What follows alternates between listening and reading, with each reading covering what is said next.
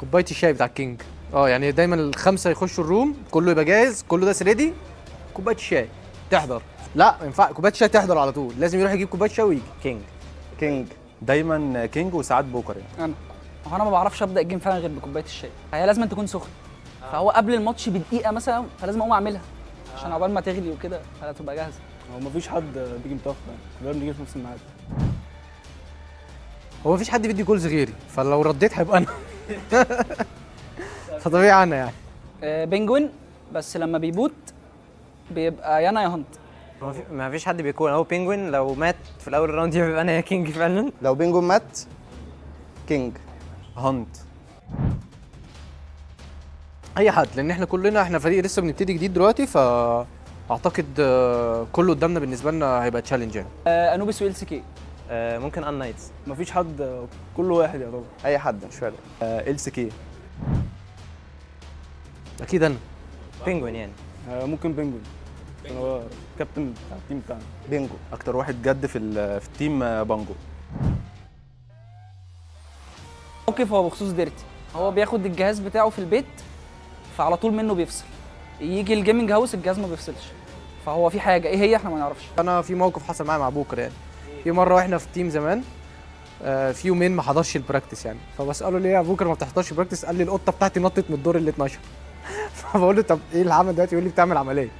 كان قاعد مع القطه يومين، فكنسلنا يومين براكتس عشان بوكر قاعد مع القطه. انمي تيم خد السايت، فاحنا بالريتيك كنا اول مره نجرب الريتيك فعملناه صح، انبسطنا كلنا فسيبنا البومب ومشينا.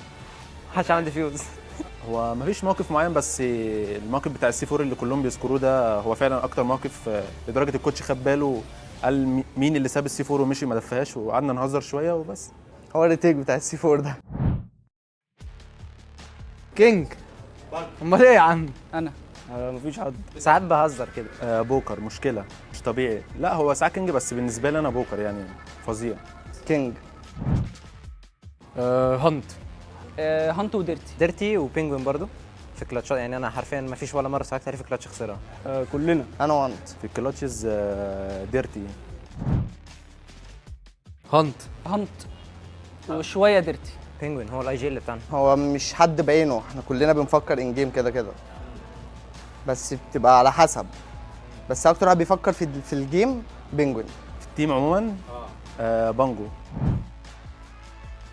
كان اوبشن زمان، بس يعني عافرت لحد ما ظبطت الموضوع ده. خناقات حصلت فالموضوع ظبط. لا في البروفيشنال تيمز مفيش كده خالص، او في مواعيد. لا في نظام. احنا عندنا 2 انكرز، فطبيعي بنعتمد عليهم، فهم الاثنين بس عندنا بوكر وهانت. في مابس بوكر بيانكر، وفي مابس هانت بيانكر، فنعتمد على الاثنين جدا. بوكر. ديرتي. هانت وبوكر الاثنين. هانت برضه الصراحه، مابس ومابس، بس هانت بقالي كتير قوي والله انا كنت هقول لك 11، لقيت احنا 2025، فبقالي 14 سنه بلعب كروس فاير، يعني من عمر كوميكس. انا اسف يا كوميكس. والله انا بلعب بقالي كتير بس فور فن، بس جد وكده من 2018 مثلا. يعني انا بروفيشنال 3 سنين وسنه مثلا ممكن فور فن كده. 2014. من 5 سنين مثلا. بقالي 6 سنين، بس بقالي سنتين في الاي سبورتس وكده. طبعا كل الناس، احنا فريقنا لسه جديد، احنا اجدد فريق حرفيا، يعني احنا اكتر فريق ريفورم، فاحنا طبعا هدفنا ان احنا نحط نفسنا وسط التوب 4. طبعا مهمه مش سهله، بس احنا قدها، واحنا تعبنا الفتره اللي فاتت، احنا نستحق نكون موجودين في التوب 4. هدفي الدوري السنه دي ان احنا نكون توب 4. بجهز له ازاي؟ ما ينفعش نقول. هدفي ان احنا نحقق توب 1 في الليج. توب 4 ان شاء الله، والورلد كاب نروح الورلد كاب كده كده، وتجهيزاتنا يعني بتبقى سيكريت، يعني ما فيهاش حد يعرفها. والله اهدافي اللي احنا يعني كل واحد بيعمل اللي عليه، سواء المين او الصب ممكن اي وقت يلعب، فكلنا بنشتغل بنفس، كل واحد ليه روتين بيعمله، ميعاد بنصحى فيه، ميعاد بننام فيه، وحاجات تانية مش هينفع نذكرها طبعا. ان شاء الله يعني نبقى من التوب 4، والتجهيزات دي بتبقى سيكريت. اتمنى الناس تشجعنا، وطبعا احنا لسه فريق جديد، فممكن ما يكونش كل الناس عارفانا، بس باذن الله نقدر نعمل حاجه كويسه تخلي الناس تيجي وتشجعنا وتعرفنا اكتر عن كروس فاير. شكرا لكل الناس اللي بتشجعنا، وان شاء الله نكون عند حسن ظنكم. شكرا لاي حد بيشجعنا، وان شاء الله وي دو ذا بيست يعني. طبعا بحب اشكرهم. ان شاء الله نبقى من التوب 4 السنه دي، والسنه دي تكون احسن من السنه اللي فاتت. احب اشكرهم طبعا اللي هم واقفين في ظهرنا، سواء مصريين او عرب او اي جنسيه اخرى يعني. بس وان شاء الله نكون عند حسن ظنكم.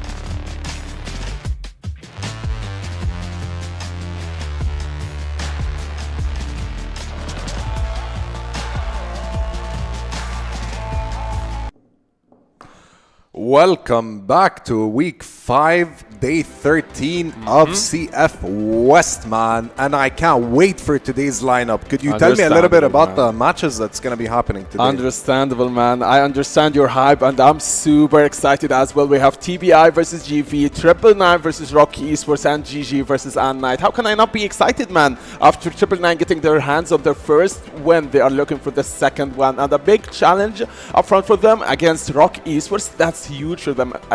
For TPI and GV, it's your lower standings game. When TPI needs the revenge after losing against 999, they now against GV, and GV was on a continuous win streak, and they need to come back as well. Yeah, I mean, last week we had some challenging matches. In my eyes, the biggest point I'd like to highlight was Anubis, to be honest. Like, they did exceptionally well, you know, and look at the standings. As you can see, there's been a lot of shuffling going on. unKnights maintains #1, ROC is #2. GG's trying to catch up to ROC, but depending on today's matches, it's going to decide that. Anubis, with all due respect, I'm glad that Anubis is back to its prime, and they've managed to completely baffle everyone, you know what I mean? GV, I think, is trying to maintain or challenge the top 4, but as for the last 3, it's going to be a bit hectic for them, to say the least. Yeah, after interviewing GV members, they said that they are looking for the top 5, knowing that it's so hard for them to reach the top 4, and after a continuous win streak by them, they did manage to get their hands on the top 5 position. Now, for GG, ROC and unKnights, all of them are tied. It's 9 matches, 7 wins for all of them, and it did not used to be like this. There was some upsets for team ROC Esports, losing 2 matches in a row, and then coming back against GV after their win, then another win against 999. Now, against 999 again, they need this win by any chance. And I think it's going to be challenging, you know. I mean, ROC, yeah, they did have a losing streak, but I'm very confident that they're able to secure the win against 999. Speaking of TBI versus GV, I mean, I can't highlight how important it is for either team to win, especially GV. TBI has been slightly underperforming, to say the least, and I'm not trying to discredit them. They have a solid roster, and I heard that Avan's going to be playing today, so I'm really excited so we can see what he will perform, what's he gonna do today. And same thing, GV, as always, we get to watch your favorite players, you know what I mean? And mine as well. Hunt, Avon, Penguin King, Dirty, and Booker is not here tonight. I mean, speaking about TBI, we already spoke about their chemistry, it being a new team, needs to work more and more together. Looking more towards young, the split young organization. Yes, it's a young organization. So removing Booker and now adding Avon to the team makes things more complicated, in my opinion. Yes, Avon did play good. Look at Penguin. Look at Penguin. He has the arm, bro. Yeah, that's actually cute. I mean, look, regardless of their condition in the standings, you can tell these guys are pro players, and they're gonna try their best to secure some wins now and in the near future as well. And I'm really excited for them, and I'm really happy that we get to see Avon again in the main roster. So I'm excited, you know.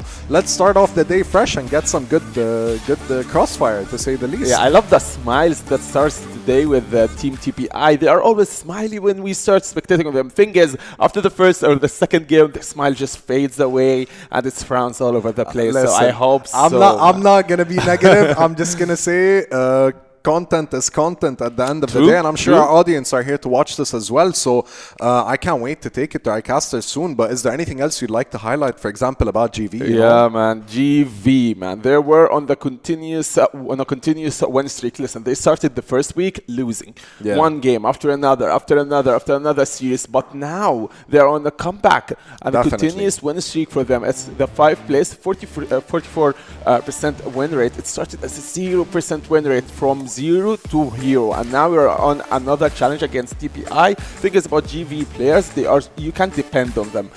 You can put a lot of responsibility on these players, knowing that they have insane names. Yeah, I mean, GV did challenge some of the titans, whether it was GG, unKnights, and somewhat. Yeah, they did not always secure the victory, but you can tell some of their players really did stand out. For example, Awesome, he would go the first 4 or 5 rounds. Speaking of Awesome, and he would have a crazy KDA, and I respect that a lot, you know. Now we have Dirty and Awesome. Who's going to get the early picks? Who's going to challenge the other team? Who's going to find windows to secure that victory, you know? Yeah, I think it's about a team like Team GV and a player like Awesome. He knows how to use his sniper. He's always a 1v1 and one head-to-head against huge, insane players like Spoxy, like Snare, Dirty. Who else? Penguin. Yeah, Penguin. Big names. The lurking, the lurking yes. is really important. And he's especially. such a hybrid player. He can use the AK, he can go for the sniper, and he can also play M4. And he knows how to lurk, backstab, control the lanes, and get himself the kills needed for his team to win. Yeah, I couldn't agree more. I mean, I'm excited to see the maps as well. This is going to be very important for both teams. Who's going to play the first map? As we always highlight, first map has a lot of pressure when it comes to who's picking their favorite map initially. For these teams, at least the top teams, I'd say, even if it's Mexico, sub-base, whatever, they're very well coordinated on that because it takes a lot of experience and practice. I'm expecting a ban on Eagle Eye, at least for I'd say that too. Yeah, at least for Team TPI. Expecting to see Compound as the first map. Who knows? Maybe we see a Mexico decider. The thing is, I'm not entirely sure whether we will go decider or not. I mean, speaking from an analytical side and speaking on papers, but once we are in the game, we just forget about the papers, we just see pure gameplay. But the thing is, TPI just won one game. It saddens me, honestly, seeing this talented individuals just winning one single game. I want to see more of them. I want to see more games, more highlights, and more victories, because it's only one time that we did an interview with a TPI member. Yeah, and I mean, we're in week 5, man. Like, this is not midpoint anymore. As the casters highlighted last week, this is crucial. Any win at this point is going to secure their victory, you know. So I do wish them both good luck, and I really, without discrediting either side, I really respect the fact that they're still trying, TBI, and so is GV, and they're still trying to persevere nonetheless. Yeah, and what I love about the league in the week 5, that it started in a way and now it's going to another different way, another different level. It's full of upsets, it's full of comebacks and stories, and what's better for CrossFire than the storyline given from David the versus Goliath kind of theme, you know, but nonetheless, these two, I'd say, are relatively equal, not just in standings, but in overall performance statistics, as you can see. So I'm excited, you know, like, if I could give a prediction, which I can't right now, I'd have to wait and see until game 1 is done. Judging from the previous matches, judging from the previous games, you'd expect a 2-0 from GV, let's be honest. I do. But the thing is, it's been a week. Maybe they slept. Maybe they got some good night's sleep. You know what I mean? And here we are. Tell us a little bit about GV's roster. We've already spoken about Awesome, the MVP, the Clutch Master, FaZe, the Sniper. 10+ years of experience, man. Yeah, he's a demon when it comes to sniper gameplay. Stocks the same, Loons, and I see no NLS, but I see Creeds, Loons, Stocks, and FaZe. So fingers with FaZe. Give him a sniper and you're good to go. Loons, he knows his ways, his in and outs. He is already good with it. Stocks is the player. He's so underrated. He's like the joker for the team. He's everywhere. He can be everywhere, from A side to B side, clutching. Speaking from a clutch side, it's always going to be Creeds. Yeah, I mean, think about it. Creeds was absent, I think, not last week, but the week before that. And I think once he came back, without discrediting NLS did great, and we managed to interview him twice. And I really think that Creeds being added again to the main roster is definitely going to impact their win today, hopefully. And having two IGLs, I'm speaking from NLS, and Loons having a coach who he acts like an IGL and a co-IGL like Loons, did add a big impact when we speak about Team GV winning their matches, getting their ways, and the 3 matches of the 4 matches that GV did win, NLS did have a big impact on the 2 wins of these. And thing is, now NLS is out, Crease is in, and Loons is back as the main IGL. So what do we expect from GV? I think it's going to be an important match for them, looking and searching for that 2-0. Yeah, I mean, thinking of many elements that could be involved. I mean, it's for game 1, like, it's the first game of the day. These guys are ready. They don't have to wait for other games. They've probably scrimmed all week. They've done a lot of, practice. Like you said, 2 IGLs. I'm excited, you know. I'm not gonna, vote for anyone because I like the roster on both teams, but nonetheless, I wish them both good luck, and I'm really excited to see how this is gonna unfold, you know. True, me too, man. I hope the 10 players did have some good sleep, ready for their first scrims, match. some games, they practice some maps. Speaking of maps, let's go, baby. Dissect this for me, please. Let's go. Eagle Eye is banned. As I said, Eagle Eye is not with us. It was banned by Team GV, and TPI won't be there. Sub-base is banned. banned from TBI. So it's a 1-for-1 here. You banned Eagle Eye for me, I'm gonna ban Subbase for you. And speaking about the mix, Ankara is coming as the first map. Port is the second map, and if I'm not wrong, if I'm not mistaken, for the first map, for the first I think time, TBI's always picked Ankara at this point, exactly, and the decider for the first time is Compound. It's always like That's the a pretty first decent map, honestly. I think they're both well-rounded to face each other. I really always hope, man.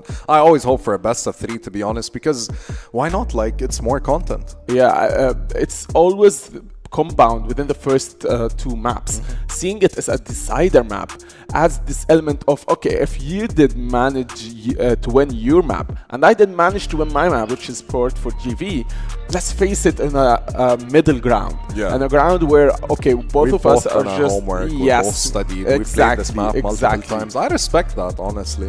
Yeah, but thing is, will we even go to a third map? Will we go to the decider map? That's the big question that needs to be asked. I mean, ideally, I think if TBI picked Ankara, yeah, it's one of their favorite maps, but nonetheless, I'm pretty sure GV has played this map several times and they know exactly what to do on it, especially on the GR side. I hope, man. I genuinely hope to see more of TPI, because I think we did not see more of Hunt, Dirty, Avon, King, and Penguin. Beside 999, that's the only team that needs to be inspected more. It needs to be analyzed more. We need to see more of the boys. We've seen highlights, many highlights from GV Creed's side, GV Loons, Phases, Dux, and even NLS. Yeah. But we did not see enough highlights from TPI's side, which I really want to see in this best of 3.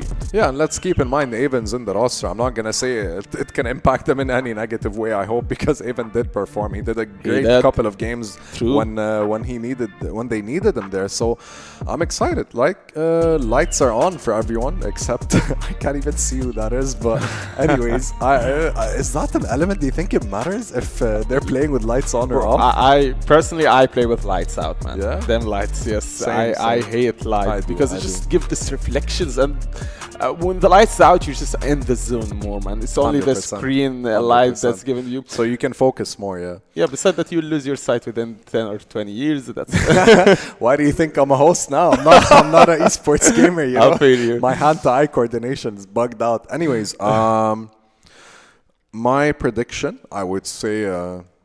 I would hope for a best of 3, but I would have to give it to GV 2-0. And I'm not trying to discredit, again, TBI. I just really think they're a young organization. They have a lot of work to do, and they will find their rhythm, hopefully. It's still the beginning of the year, and they shouldn't feel bad or any kind of negativity towards what happened. for the sake of the hype and for the sake of the stream itself, I'm going to go against you. Not actually against you. I'm gonna go 2-1 for GV. You say 2-0. I'm gonna give it a map for TBI because Ankara is a good map for TBI side, and whenever we see Ankara, it's always good rounds for TBI going back and forth. Maybe it goes GV side, but I'm sure it's going to be a close match to say the least. Yeah, I'm excited, man. I mean, it's good because I felt like TBI and GV always were playing the second series or the third. You know, rarely you'd find them first match, if I'm not mistaken. Maybe TBI, but not GV. Sometimes the pressure amidst when you're sitting there either watching our stream or live and observing what's going on, you know. But now they get game 1, fresh start, fresh week. Let's see what happens. Yeah, exactly, because TPI do need the win, and GV needs it more. Because GV now plays for the top 4. They are searching for the top 4 position, and Anubis just there. They don't want to leave this top 4. I mean, that was your prediction last week and the week before that when we spoke about it. I have it written here somewhere. You said it would be unKnights, Anubis, Gaimin Gladiators, and correct me if I'm wrong, ROC, right? Yeah, exactly. Yeah. That's what I said. And the thing is, it was obvious till last week, because last week we did see a lot of upsets, just going back and forth. Okay, ROC did lose, but then ROC did manage to make a huge comeback, and then 999 did get their first win, which was unexpected to win against TPI. And now TPI, after the loss against Team 999, they want to win against GV. So it's just going back and forth, like, and a lot of upsets are going. And I'm just here for it. I'm excited, man. I feel like CF West is one of the more competent regions because of this. You have, there's bottom 4, top 4, whatever, but I feel like everyone's competing, and it's usually just some minor clutches or minor plays that helps differentiate between both. And what's what's so good about the West League is, as you said, 8 teams. They are mostly the same level. Expect 1 or 2 teams. Tiny changes or a sub or something, you know. It's never like I would say. Obviously, there are more experienced teams, older organizations, such as Anubis, who's been around since forever, basically, if you think about it. Even if it's just 2019, that was early COVID days, you know. And yeah, like, to say the least, I do have a lot of hope for TBI, GV, 999, Entropy, and I like the fact that they're persevering. You know, they're reaching a point where they can become titans, just like the other teams. Exactly, and you can't expect who's going to win this game and who's going to win this series. Maybe you can predict who's going to win the first map, the second map, even the score 2-1 for this team, and then you're wrong, and then you'll be like, okay, maybe I was What wrong did I about. miscalculate? Yeah, it's not about calculations, it's not about paperwork anymore, because the teams it's a completely different game whenever we just enter the server and start headshot, flashbang. Crazy, yeah. It's so crazy. And we do have a main event tonight. If you don't want to miss it, we do have GG versus unKnights, the first place against the third place. And I don't want to say this is the I first think they're place all and the first second place at this point. Yeah, like there's no in between. You know what I mean? To reach. I mean, I'm so excited for the last game. There is a game 2 as well, don't get me wrong. Stay tuned. But last game is where I'm probably going to be biting my nails. Exactly. I'm just going to be stressed out because of how like intense it is, you know? Yeah, GG versus unKnights, ladies and gentlemen. It's going to be the first place against the first place. Yeah, I didn't say wrong. It's actually, that's how it is, because they are tied in the score. It's a small difference between the AP and the round difference. And GG needs this win because they are just scared of Anubis a bit, because Anubis can take over GG at any point. And after the games that Spoxy was in there, they're just scared with it. So anyways, we don't want to miss the first game, TPI versus GV. I'm super excited for this game, man. Yeah, so am I, and let's not keep discussing what's gonna happen anymore. I'd like to take it to our casters. Please break this down, hook it up.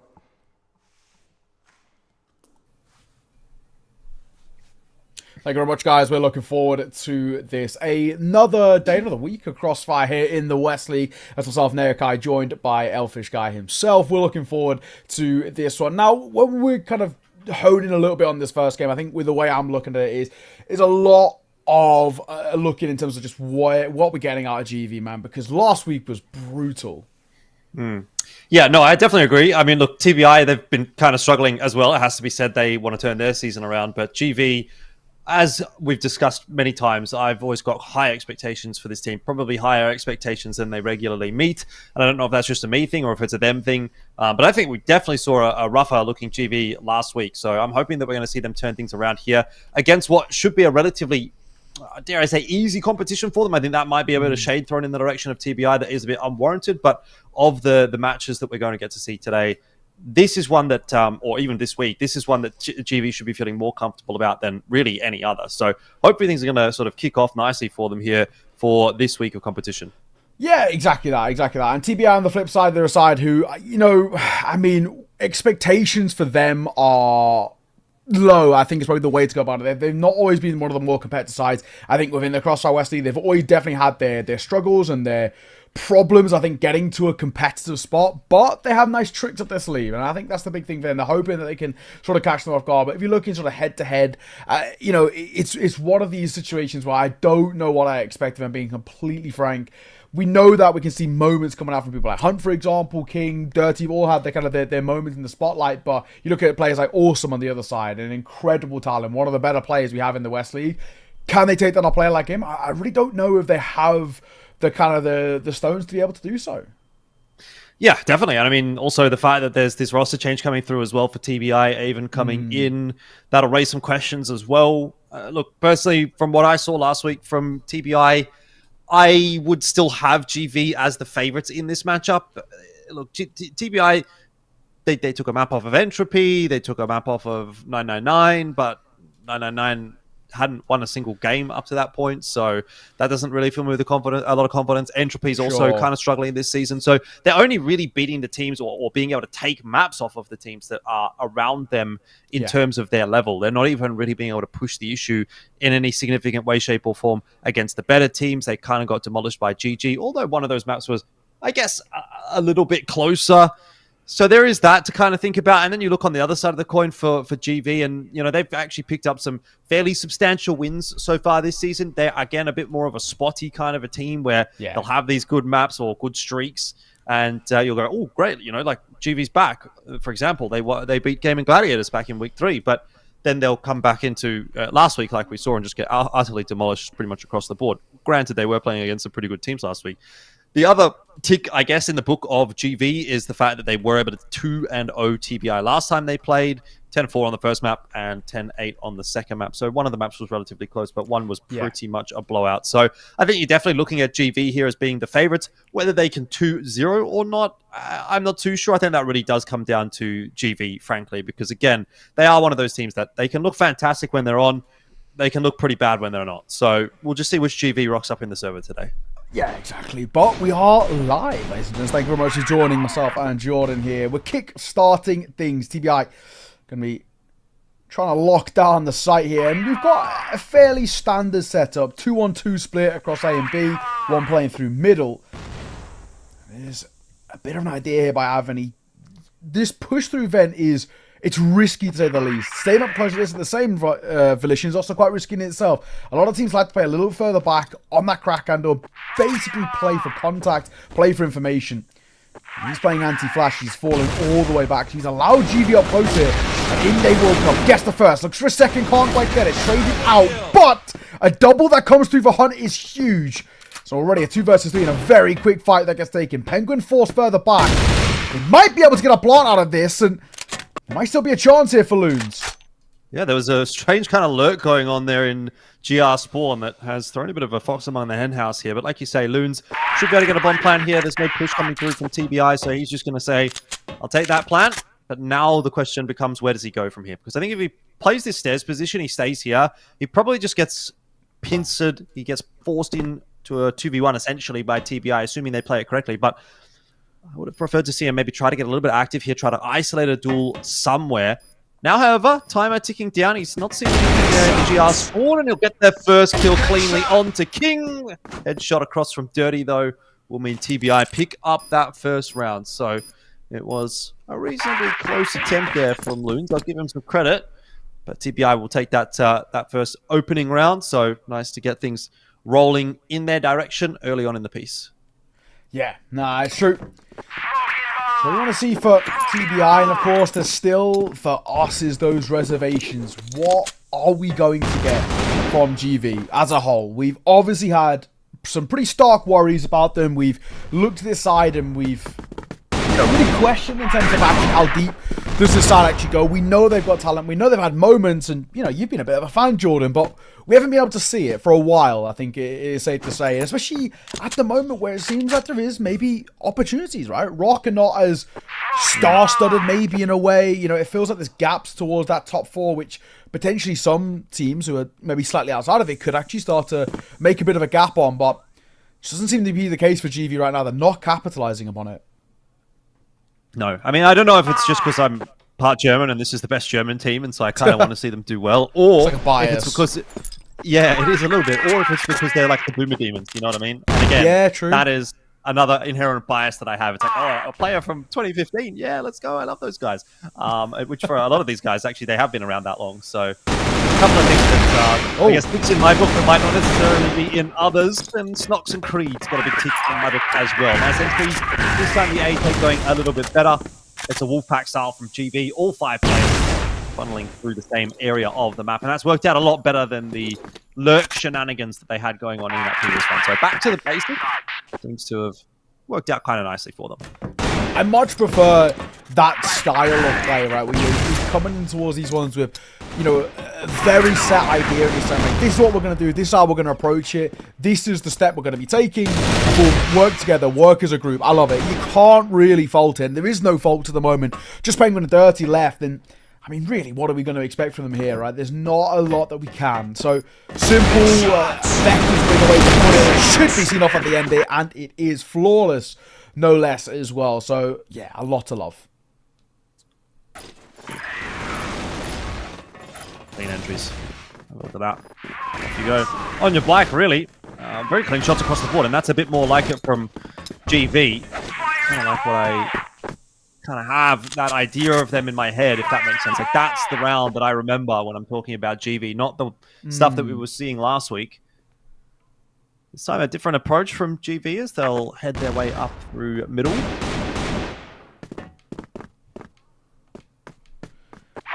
I'm really interested to see, though, for GV, how do we now capitalize upon our success just there, and how do we start to sort of spiral this into consistency, right? That's the big thing that we always look towards. It's kind of the buzzword we like to throw around, but I think kind of rightfully so in a lot of cases. You know, we know of a lot of talent. We just need to, well, see it, if we're being honest. Messy fight in the early part here, trying to really get in their face a little bit before we'll go down. Yep. That's advantage for GV. Smoke out as well, right in front of FaZe here. Is just keeping King at bay. He's doing a good job of clearing out the mid connector as well. So GV have a pretty nice post plan established right here. A lot of it is going to hinge on whether or not Snox is able to survive, and wisely he has just sort of backed off from the site. Now the bomb is a reasonably safe plan, so that might make it a bit more difficult to defend, but FaZe is hitting everything. That's crazy from him. Tap didn't come through from Hunt. FaZe is just hiding. He knows he just has to hide. There's not going to be time for Hunt to defuse. And again, a nicely played round for GV as they will claim the lead. Agreed. Actually, really, really well played. That, you know, you've got to give them credit in terms of the composure. You know, you're not over-fighting, you're not over-facing. You're waiting for opportunities to come to your face, and then you capitalize upon them. So, yeah, really well done. I think you have to be said, you know, unfortunately, on the flip side as well, you look at kind of GV again, and we're still left asking just at least enough questions of saying, you know, what's going wrong? Why aren't things properly clicking for this side? Or, it's on the angle too. Smoke will come down, but he's not going to stick around a little bit. Shot. Penguin's going to go down early on in the piece, and TBI looking wounded on this B bomb site, but Avon just working his way back out through that smoke, has now set himself up in a position to do some work. Not check the corner. Take control. Quite going to be there for a second frag as FaZe continues his nice run on the map. Up to 5-2 now. The site is well and truly secured for GB, and they've also got a player advantage, or a couple of players advantage. TBI really struggling now on this GR side. Yeah, they are. What do you do here, for being honest? 2 left remaining, and it feels pretty unlikely, for being frank. And it will be. Only the one casualty too. That's actually, it's pretty dominant when you look at it. And again, this is sort of what we want to be seeing from this side. We know they've got a lot of talent about them. We know they've got a lot of great ideas. Let's start to, again, consistently see it. It is that buzzword we'll keep throwing around, but for rightful measure in a way. And this is also maybe where you look at, like, even when things are going bad, just know how good GV are and how decent their individuals can be. They can bail them out of some really spotty situations.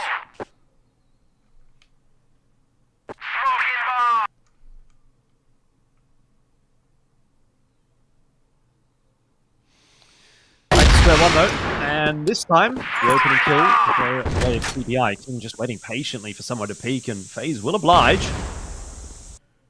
I'm interested to see if King was going to get aggressive through that smoke. It would have been a mistake for sure. There's a fight into middle from Penguin. He'll go flying. Well, maybe that was his head that went flying, but either way, something did, and he's out of the picture now as well. So we're back to 4-on-4, and that is going to split the defense open a little bit. Yeah, and it makes you kind of question a little bit now. Sort of, what's the play, right? What's the call now? Spot that we were in. Oh, that's a shot.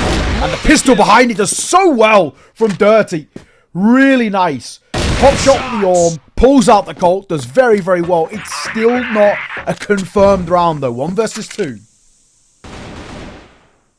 That is true. Loon's had a crack at a 1v2 earlier on in the piece. This time he's going to have another one. He's got some isolated duels, but this one is not one that's in his favor. So TBI will strike back. Hasn't gotten too far out of the realms of possibility for TBI to still take this half and have an advantage from it. Starting to get to a point though again where we continue to evaluate a little bit about GV. Yes, they're finding nice moments. I just really feel like they're not capitalizing upon advantages. 1-for-1 trade early. It's not bad. I have no qualms with that. Now, where do we move though? Slower players, Orson's waiting. Most likely a lot of the fight to come to him.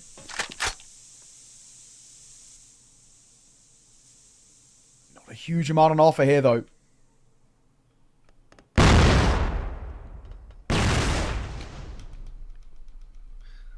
No, nothing doing really, nothing giving.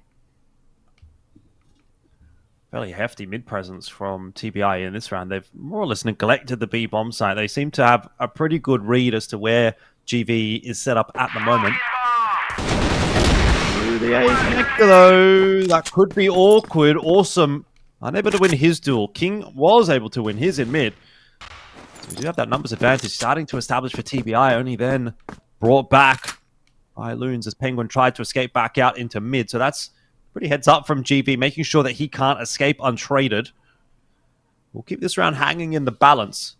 And with a minute on the clock, GV still just looking to establish map control that's going to allow them to actually hit one of these sites. They are working their way in now through Hotel.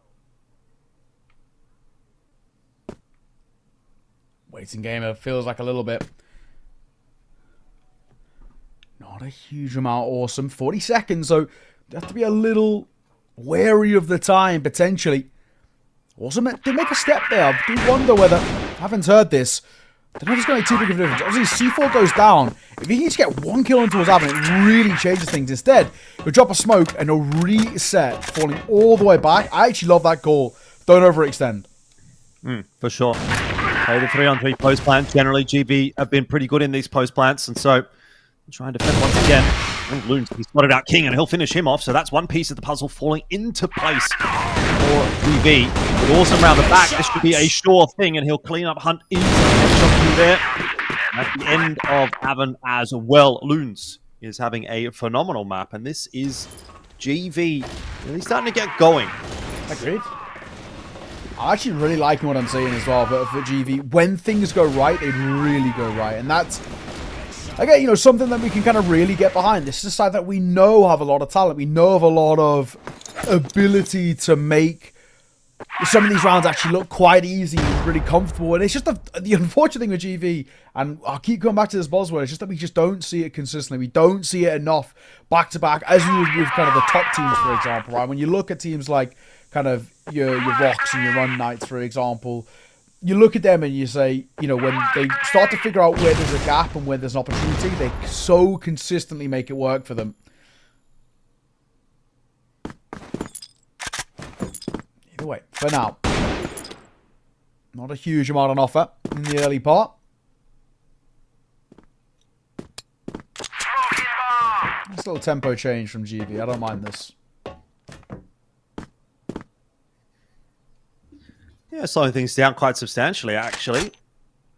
Traditionally, about a minute 20 left on the clock, there's something like a 3v3 in the round, but here we have a 5v5. He's going to go looking for information, and Snock was in the right place at the right time, and that's going to be the go signal free. They pull the trigger. They do a pretty good job of it straight into this bomb site, though. Gertie puts himself up one, and he's still holding the position on the sniper's nest. Actually, GB, I think it's really difficult to get into this site. They're trying to walk to a firing squad, and their shots are just not connected the way they need to. Loons, desperate play. It's not going to work out. And so TBI will hold strong this time around. Gotta be said, this is now where we're at in terms of TBI showing a little bit of their prowess. That's a really nice play in terms of shutting it down over towards B, not giving them any leg room in. And you kind of touched that they were struggling to move through and towards that site because they went straight into the gauntlet. Really well done.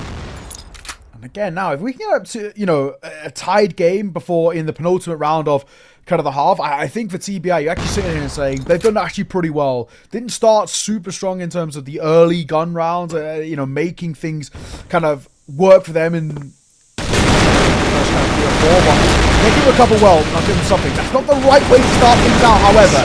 Also, jumping around the corner, looking for more, and that's so well played. Yep. That's vintage awesome, really. Looking a little bit quiet against this game. He's just poor, but nothing too outrageous, really. Go straight through that smoke, knows that there's an easy kill waiting on the other side. He wants to pump those numbers up. That's a nice round from GV. You talk about the pace change and adaptation of the round prior to that one, which was very, very slow. Back then into that round, which was very, very fast. And you can see the massive discrepancy in the result of the round. So I dare say GV, starting to learn something maybe about this series going forward. That's true. He's guaranteeing a lead as well. Put you in a spot where you're feeling considerably kind of happier about the spot that you're in. You get a 6-3 at the end. No real complaint at all. But an opportunity, missed shot though by 30. I really like that opener to start things. Second chance at it, will nail it. Colt pulled out as well. She's getting caught under a lot of pressure. Unfortunately, pressure that they can't really deal with. However, does get support from Penguin, who does very well. Ball's dropped forward, which is awkward for GV. They have to try and scramble to get this bomb plant down as quickly as possible. Any extra second or two while this rotate is still coming in is going to be somewhat beneficial later on down the track. GV, I think they've got to try to get aggressive on this post plant. They've got to try to isolate some duels somewhere. Awesome was having a quick look into Hotel, but false info given that there's nothing there, and his timing might be quite poor as he starts to turn away. Creeds at least was able to get himself one. That Hotel player is going to be the hugest problem, and it is indeed. It's all onto Creeds. 1v4. That said, he's looking crispy, and time is on his side. 10 seconds, and Creeds hits all heads. No problem at all. GV will take the round, and that's a shocking loss for TBI because it gives a big lead in this first map to GV at the half. It's a huge one to be taken as well for your GV. Again, in a spot where it felt a little bit precarious, especially the work that Penguin had put in to get a double. You feel like there's a chance there, but that's big from GV. We needed that. Again, where we're starting to reaffirm these ideas that they had the individuals to sort of buy them out of these really bad spots. And, oh, they got bailed there. So, yeah, great work. 6-3. TBI, a lot of work needs to be done in the second half. Oh, and it's not started easily for TBI. That's a clean one from Awesome. A clean two, even. Flash over the top as well is going to set him up for that fight against Alvin, but Alvin's just going to back off. GV, though, happy with the two-player lead. Will not be complaining about that at all.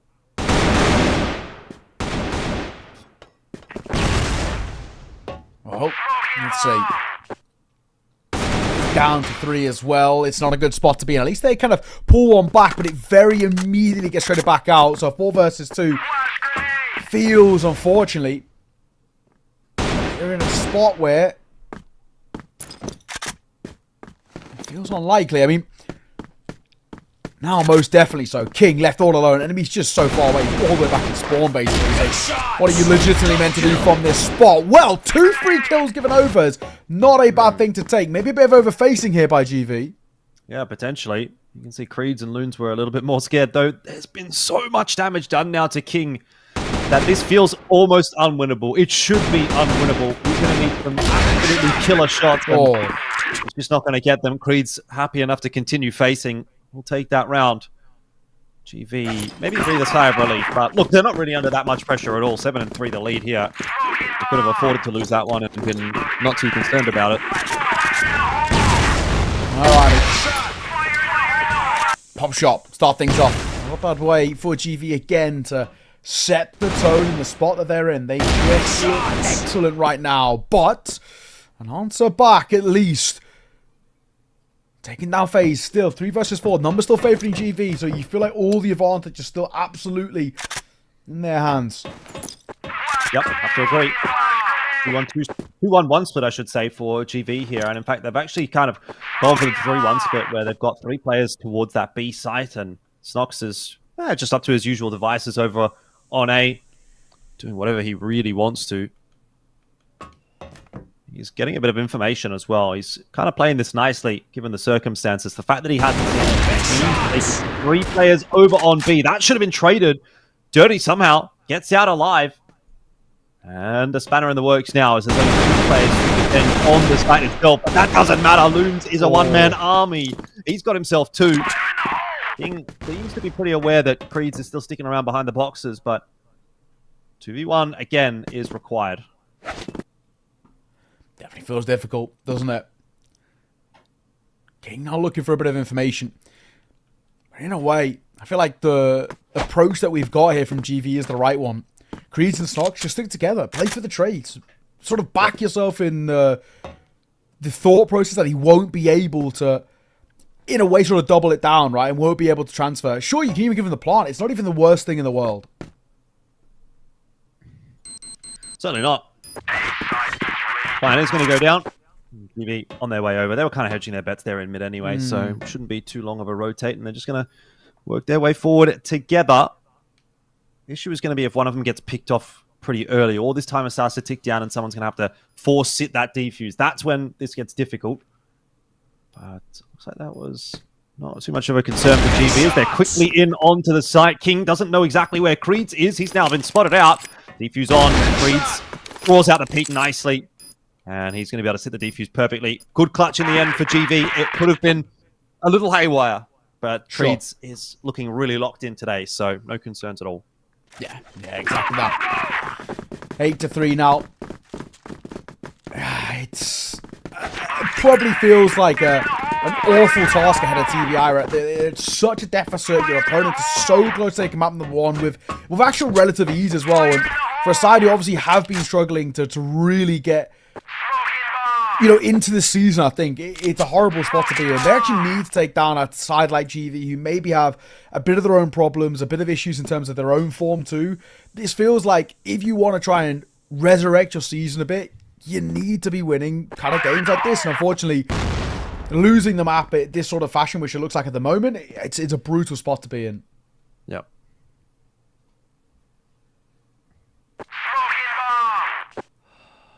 Eight to 3. We don't see maps that are this one-sided all that often in CFWL.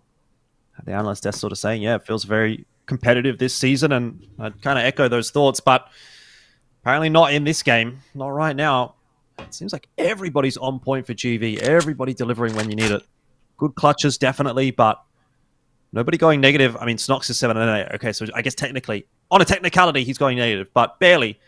And he's had a lot of impact anyway, so it's not a very easy game at all when you're going up against GV and all 5 of their members are contributing, at least, let's say.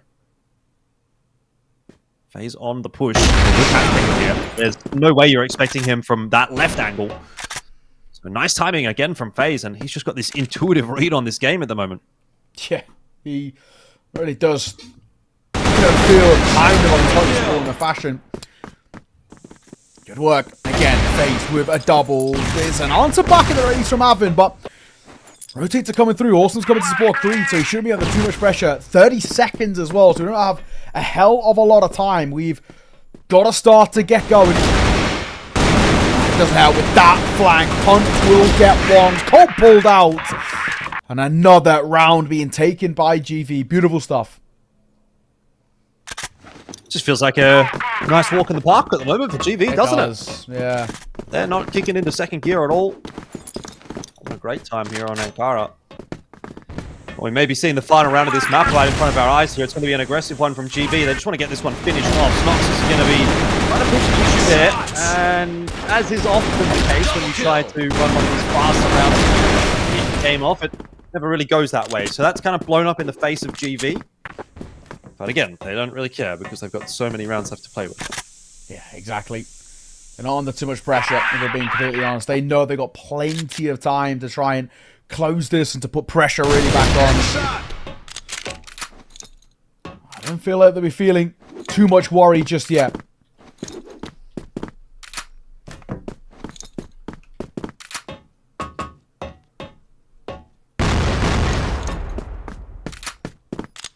No, I don't think so either. See what FaZe can do here, though. 14 seconds. Oh, very unlikely, but with aim like that, maybe you start to believe. That would be ambitious for sure. King's got a bit of a shake of a head, bit of a sigh there, so TBI definitely feeling the pressure at this point. I honestly don't blame them, if I'm being completely honest. I mean, for TBI, I think you've got to look at the longevity of the series as well and start to talk about how do we kind of mentally feel okay enough with this first map. It's not been a great start, but you want to give yourself just some leg to stand on before heading in towards the second map of the series. And the big thing is for them is any confidence you can gain, even if it ends up being, you know, as expected, sort of a loss here on this map with the deficit required. If you can just recover mentally a little bit, you might give yourself a bit of a chance to go stronger. Awesome. Easy opener for him, though. Was trained at an angle for a while, and, well, there you go. I guess gifted it. Could this be the beginning of the end for TBI? Certainly feels that way. Kind of feels like a bit of an inevitability. GV don't really have to be doing anything too outrageous here. Just slow things down a little. Play your trades. You've got the 5v4. He's just going to flash over the top of A, but just to get himself back out to the stairs position rather than to progress forward. So don't mind that. And Snox forward hold for him at A main. That's going to be dealt with pretty comfortably in the end. And King 2 on the entry. Maybe saying this map is not over just yet. Let's see what Awesome can do. Smoke is starting to bloom. He can't see anything now. He toss a grenade on in, and yeah, that's not going to hit King, who was that low. But Creed's through the smoke. He's got Hunt. Back to the 3-on-3 now. That shot only narrowly missing as the plant goes down. With that wrap coming in from behind, FaZe causing problems in the vent. This could still be tough for TBI. 50 seconds. 25, may I say it, but even still, feels very unlikely where we're at. Tapping away, Awesome on the swing as well, as Penguin falls. That will settle things. It has to be said, Jordan, I am pretty worried about when you look at the longevity of this TBI side, not only in this series, but in this season. We've seen a lot of maps that look quite similar to that, where they actually just don't really get a look in basically at all. Yeah, that was a rough one, that's for sure, especially against a team that has been pretty hot and cold in the case of GB. Yeah. I mean, GB looked fantastic in that map, so I don't know if that says something about GB. Obviously it does. It does say something that, you know, they're looking pretty good there. But what does it say about TBI? I don't think TBI really put up much of a fight at all against one of the middle pack teams. Let's at least say that. So it doesn't fill you with a lot of confidence that, you know, if they go up against a stronger team or even other middle of the pack teams, that they're going to have much of a great time there at all. So we'll see how things go in map 2 before we draw too many conclusions, but that didn't look too hot from TBI. Enough from us though, Neo. We'll chuck it back over to the desk and see what they have to say. Wow. Thank you so much, Neo and Elvish Guy, again, for your great hosting. Honestly, man. Casting, sorry. Tell me. Honestly, man, I'm a bit disappointed. I expected more from TBI side, judging that first it was Ankara. Every time we see a TBI doing good and doing well and actually performing, if not winning the actual map, it was on Ankara. So coming to Ankara, playing this style of defense, which you guys are disconnected, and from GV side, it's one strategy abused one time after another. It's not let's 3 go A and 2 go B, let's split push B, let's split push A. No, it was let's all stack on one side, and which get was a pick or something, because they're good at retake as well when they're playing the defensive side. So whenever they are playing on the attack side, GV, they are just pushing 5B, 5A, and because they are just individually better within the aim side and the crosshair placement side, they keep on winning round after round after round after round. And I get from TBI side, you can't counter it when he's just individually better than you. You just can't counter it. He keeps on killing you one time after another after another. All the aim duels, the 1v1 just goes for GV side. I mean, look at the difference in KDA. KDA means the kill death ratio. Whenever I meet you and I see you in a 1v1 scenario, I'm going to be the better player, since Awesome has 1.56 KDA, FaZe 1.60, 2.33 on Creed, and on the other side, the kills are just low. Penguin 0.31, but it just doesn't feel right from a TBI side.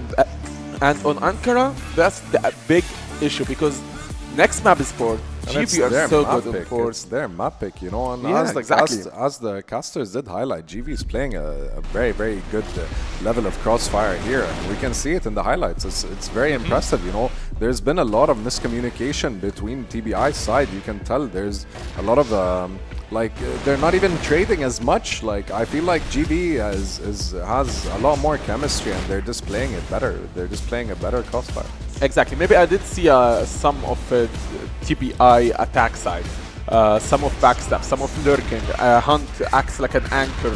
I have on my notes on the round 7. It's a TBI over the retake for the side with Hunt with triple kills, but that's just only it for TBI side. And for GV side, it's all over the place. Their attack just, their defense, sorry, just feels disconnected, man. Like if I'm leaving 3 on A, and the player's just going on 5 on A side, you can leave the side, wait for your teammates to re-rotate from A to B, and then re-enter the side. So it's a 5v5, but no, that does not happen. The 5 members of GV just enter the side and eliminate every member that in the side from TBI side, which makes me question, is it a map thing? Or is it just more of I'm just a better player? I don't think it's a map thing or better player. I just really can tell that the momentum that GV has accumulated in the past few weeks and their past few games, whether it was a win or loss, they've really got to the level of, you know, their hands are warm. You know what I mean? They figured out what they need to do to secure wins together, especially with the addition of Creeds. You know, it would make sense if it's like a day to another, like if it's Friday to Saturday, but from week to next one, from week to the following one, that's where it just makes me question, like the momentum does slow down a bit from a week to another. And from TPI perspective, losing after 999, I thought they would just mental reset, go in, whatever the team, however the situation is, we're just going to win this match because it's important for us. But no, that did not happen, and they did lose against GV. The big question is, what are you going to do in port? I mean, statistically speaking, and from my experience of watching teams just like GV and TBI, I know for a fact that if GV loses round 1, they still end up performing in round 2 and doing their best, you know. But when it comes to TBI, I've seen them lose game 1 and they really struggle to come back and perform on match 2. Yeah, I'd have to say, just like I said in the beginning, if GV wins round 1, that's it. That's it for me, to because be honest. TBI always needs this head start. If they do get their hands on the head start, they can get their second win and maybe win their first match. Yeah, I mean, let's wait and see. You know, we'll take it to our casters again. Best of luck to both teams.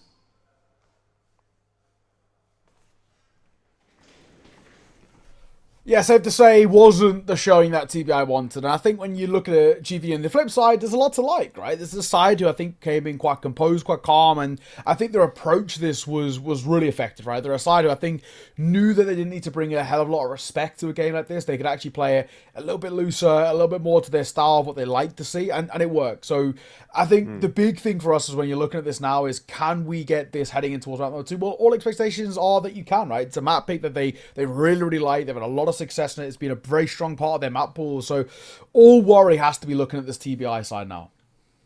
Yeah, most definitely. I think it's a question maybe not necessarily about what GV can bring to the table, which was kind of the question that we had going into map 1. Remember I was saying, you know, which GV is going to turn up at this point? Well, obviously we've got a pretty good GV today, assuming that's going to continue into map number 2. Yeah, thank God for that. But TBI, it's like, well, like you were sort of alluding to, where does this project go? Like if they can't put together a competitive game against GV, there's a pretty good chance they're not putting a competitive game against any of the teams sitting above GV in the standings. Because look, to me, GV is always one of those kind of like gatekeeper teams where they will really beat up the teams below them and sometimes challenge the teams above them, but they won't really be too easy to get past if you're just like a sort of mid-tier team where you're like, oh, look, maybe we're okay. Like you really test yourself against a team like GV. And then it's like, if you can beat GV, then you're like, oh, okay, maybe we can actually go further with this. But I don't see TBI looking super competitive in this one. And if they can't do that, well, I mean, how's things going to go against unKnights, against ROC, against Gaimin Gladiators, against Anubis? Anubis was looking really good last week as well. You know, there's a lot of teams in this competition at the moment that are looking quite solid and are looking more solid than GV, it has to be said. So, rough times at the moment for TBI. Hopefully they'll be able to bounce back in some way, shape or form and get themselves a dub in this series and or at least a map in this series, you know what I mean? And move on from there because, this has just not been particularly enjoyable season for them, I dare say.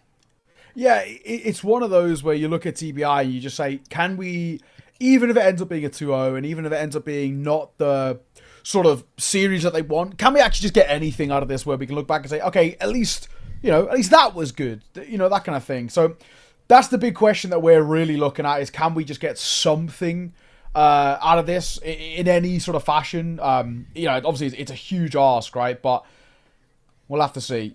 I think for now, I'm looking at this and saying, it feels very, very unlikely for me. I just feel like GV have got way too much up their sleeve. They've just looked like tenfold the better side, a lot better in terms of their game plan, their understanding. They look like a team that have got a much better understanding of in terms of control too. And I do really worry now, for TBI, how mentally drained are they going to feel off the back of map number 1? I mean, some of them seem pretty chatty. Penguin's always pretty chatty. Arvin seems like he's having a bit of a yap here as well.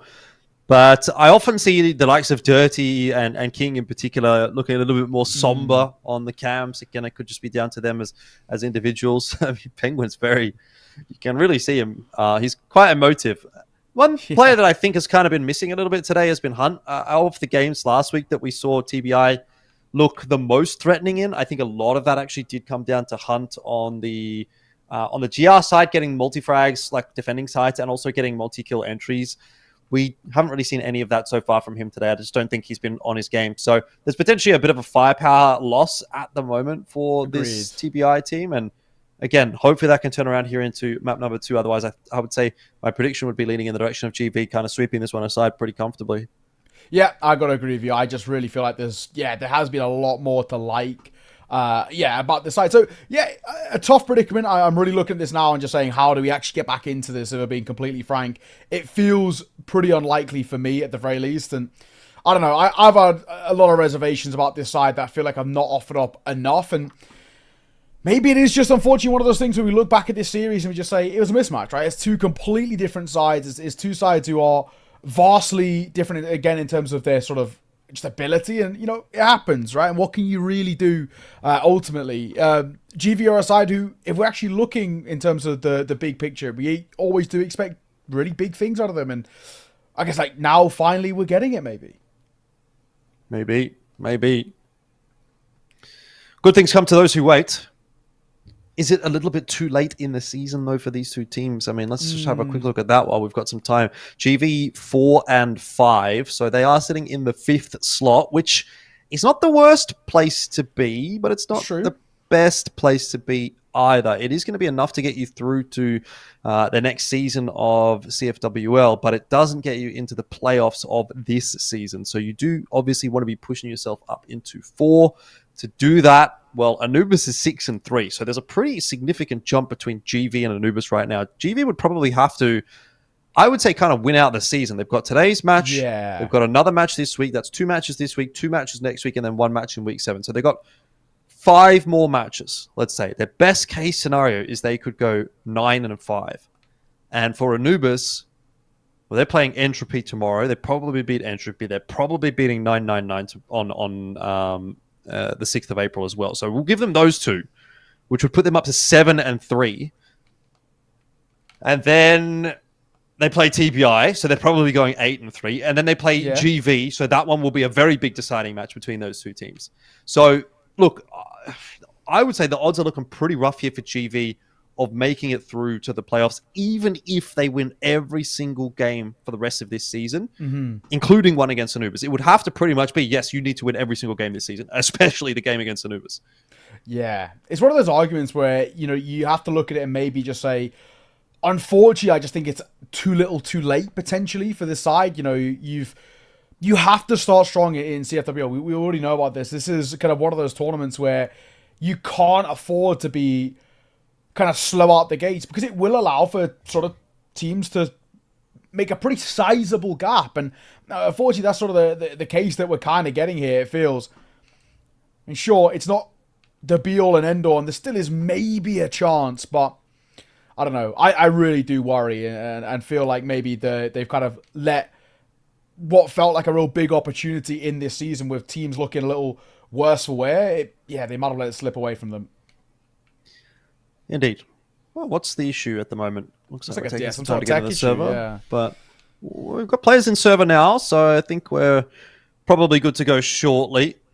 I mean, Hunt's camera's struggling, I can tell you that much for free. But off we go. Here we are. Oh, scoreline's 1-0. Oh. So did we miss a round? I don't know. GV up 1-0 apparently, unless that's a mistake. Potentially, we'll see. Hang on. We lost a round. Okay, we missed a round. That is the correct scoreline. We did miss a round. The scoreline's 1-0. GV off to a good start here on the blacklist side, which, hey, I mean, you'll take every round you can get on the blacklist side of Port. So True. not even bad. GV, we know this is a very good map for them. We know it's been one in which they've had quite a bit of success on as well. And well, so far, so good apparently in whatever happened while we were waiting. But TBI, you got a lot to prove to us from what has been a lackluster map so far. There's not a lot of time to kind of get back into this. You already got back down. Snox gonna clear this and good job at that. Beautiful over the top here, and Dirty just eating that grenade and then a couple of bullets from Loom. He's going to make a very swift exit from this round. Arvin and Hunt try to recover. It's a nice start there from Arvin. Again, the new addition to this TBI roster. Wasn't exactly standout on Ankara, but that wasn't too shabby from him at all. Still, going to be a tough retake here. 2v3, and he's been cleaned up by Creed, which will leave Hunt solo, and can't really see him doing much here. Yeah, I agree. Tough spot to be in. Still far from being over just yet. Got a bit of a chance, but need to be a little careful. I've got to respect a lot of the due diligence that we see as well from, you know, almost seeing some of these individuals that really step up, and it makes you worry that TBI, it just feels like the fundamental game plan isn't quite there for them just yet, unfortunately. Single start. I only saw one of the rounds, but it was a good one. Yeah, the fact that they've got two in a row is already lending credit to the fact that GV is confident here on this map. Deep smoke in middle. So Mutil getting tossed into Penguin's position. Almost want to see straight over the bridge. That's what he's going to do. The setup was there for it, wasn't it? You could really see it coming together, and now he can continue to work this map from behind. He's going to tuck himself into the cutout. Meanwhile, some space being taken by Hunt. That is going to be cleared out as well by Awesome. Pays, of course, cleaning one more up back in the depths of the map. And you have to say, this round is looking all but over. Pays into GR Spawn in like 30 seconds, and it's like, well, what are you going to do at that point? They make it look easy, don't they, as well? 3-0 start. We know this is a really good map in the pool. And GV are showing us right now why. Why it's been a strong map for them. Why they've picked into it. Why they feel like they can, you know, take a couple of scalps on it. And yeah, so far so good. Comes back to what we've been saying. We are very concerned right now. I don't know, man. I'm looking at this in a really worried spot for this side. Yeah, me too. 5v5, but only just at the moment. Penguin's almost dead. Dirty's down to half HP. TBI really do look quite checked out, don't they? It's unfortunate. It happens, and I think, you know, when you've had a bit of a crushing loss as well, you know, it's not the thing that is the most shocking, maybe, but GV, they're just not pulling any punches. I have a lot of respect for this. Nice shot there. Traded down in the end. Scott's was looking for it. This is kind of turned a little bit messy for GV. Missing out on a couple of those crucial kills. Arvin took a long time to get done, and Penguin low but not finished off, and that's the difference. TBI will at least claim their first here on Port. So something starting to go their way. But if it's anything like Ankara, that may be a surprise that's few and far between. Yeah, it may even get to the point of just being a pretty simple flash in the pan, right? Which is never what you want to see in this spot. If we're being completely frank, they need a really, really strong sort of first half hit, TBI. You cannot afford to fall at a pretty mammoth deficit. It just leaves you so exposed, if we're being completely honest. So, let's see. Still, of course, plenty of time, sure, but still worried. Shot, though. I'll take that. I think we're going to get caught. GV, once again, just not pulling any punches. They just look so calm and composed right now.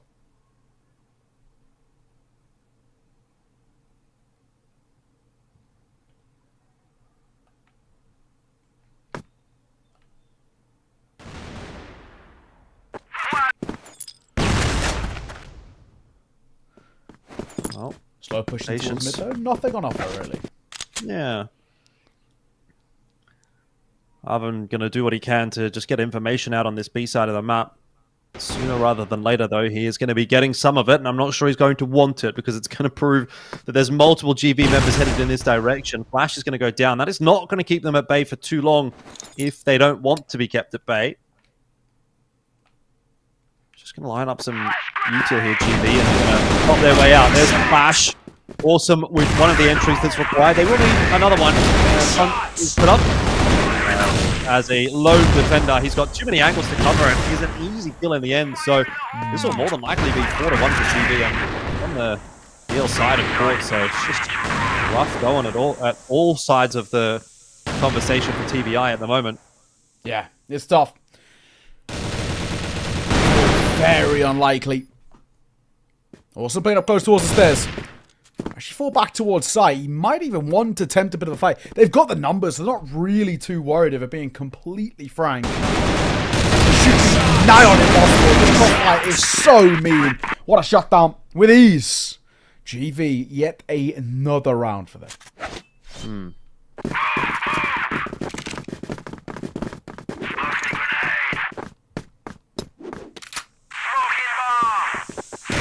Already a pretty mammoth deficit, man. This is not looking good. Yeah. Not too much more to say about it, really. That's a little bit ambitious, honestly, from GV. Hanging around inside that smoke. They will end up just dropping across the board. So, kind of a scissors, paper, rock type round there that TBI do just win out on.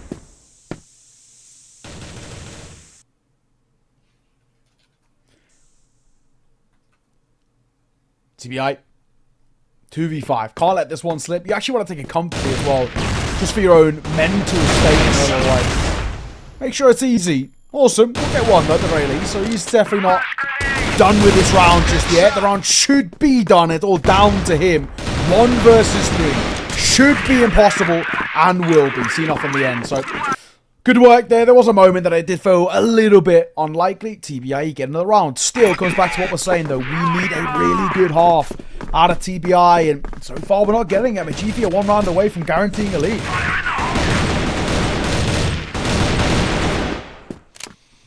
Doesn't seem like they're going to be too concerned about guaranteeing the lead, let alone even pushing this half into something quite dominant, but Wills have started to fall off a little bit here. Faze a very individualistic kind of a push there, isn't it?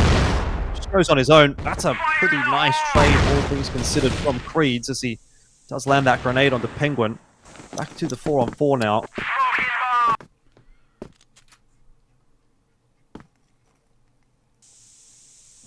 4v2. Or 4-2, may I say, 4v4 in this spot. So for TBI, it's not one of these rounds that we've seen out for them where they're out the gates already on the back foot. At least still a bit of a chance. Not a huge amount of information really about what GV are doing, but they've gone for one of their slower rounds here. The desk touched a little bit on it about how in that first map we saw the change up in game plan between GV quite consistently. They were throwing a lot of different rounds at them and making them actually feel quite uncomfortable. And we're seeing a little bit of it here. XU was tempted to come through there, but one flash would just slow them down. Slowed down pretty substantially. Waiting to see if there's going to be a push out from TBI. You had both Loons and Snox watching behind in case there was going to be a flank. Nothing of the sort occurring here for TBI.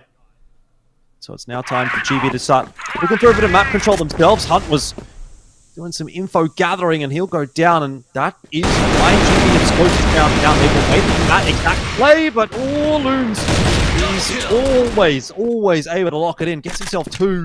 It was scary for a moment. Now we're down to the 1v1. I thought Loons was potentially going to give up the advantage in middle there, but has kept it in check here, and now Creed, as confident as he is going to take the fight, but we'll lose it to Dirty. So another round on the board for TBI. I'll take it, honestly. They absolutely need it. There's no two ways about it. This is a side that, of course, have had a lot of issues so far, so just chipping away at the deficit in any regard will really help. So for them, at least work with something. I think still at the same regard, though, we need to talk about RPGV letting a few of these slip a little bit. So some of these fights in particular, they're giving opportunities to TBI. Maybe because so far it's been so easy, they're starting to feel a little looser in terms of their playstyle, not as concise as they have been in the early part when they went kind of 4-1 up, for example. Let's go towards TBI. Nice shots being taken there. Dirty and King. Creed will get one of his own as well, but they're scaling quite quickly. And FaZe has caught one in towards mid.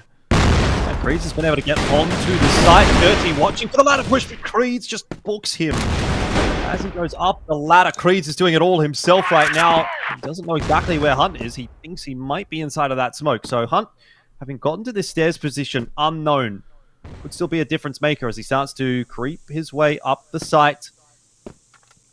Hasn't yet been spotted out by TB. Will choose the time to strike, and now Loons under a bit of pressure. He's going to come through, but Hunt did not seem to really know exactly where Loons was, and GV this time will take the 1v1 clutch. Yeah, answering right back as well. A lot of respect, nice and simple. Guaranteed that lead now as well. So for them, they're sitting in a good spot. They're not feeling too worried. They're pretty happy with sort of how things are going for the most part, regardless of how this final round of the half goes. You're not too worried. You've done more than enough, you would hope. Bit of spam damage being dealt there, but not gonna overfight. I actually respect the sort of patience just to fall back there.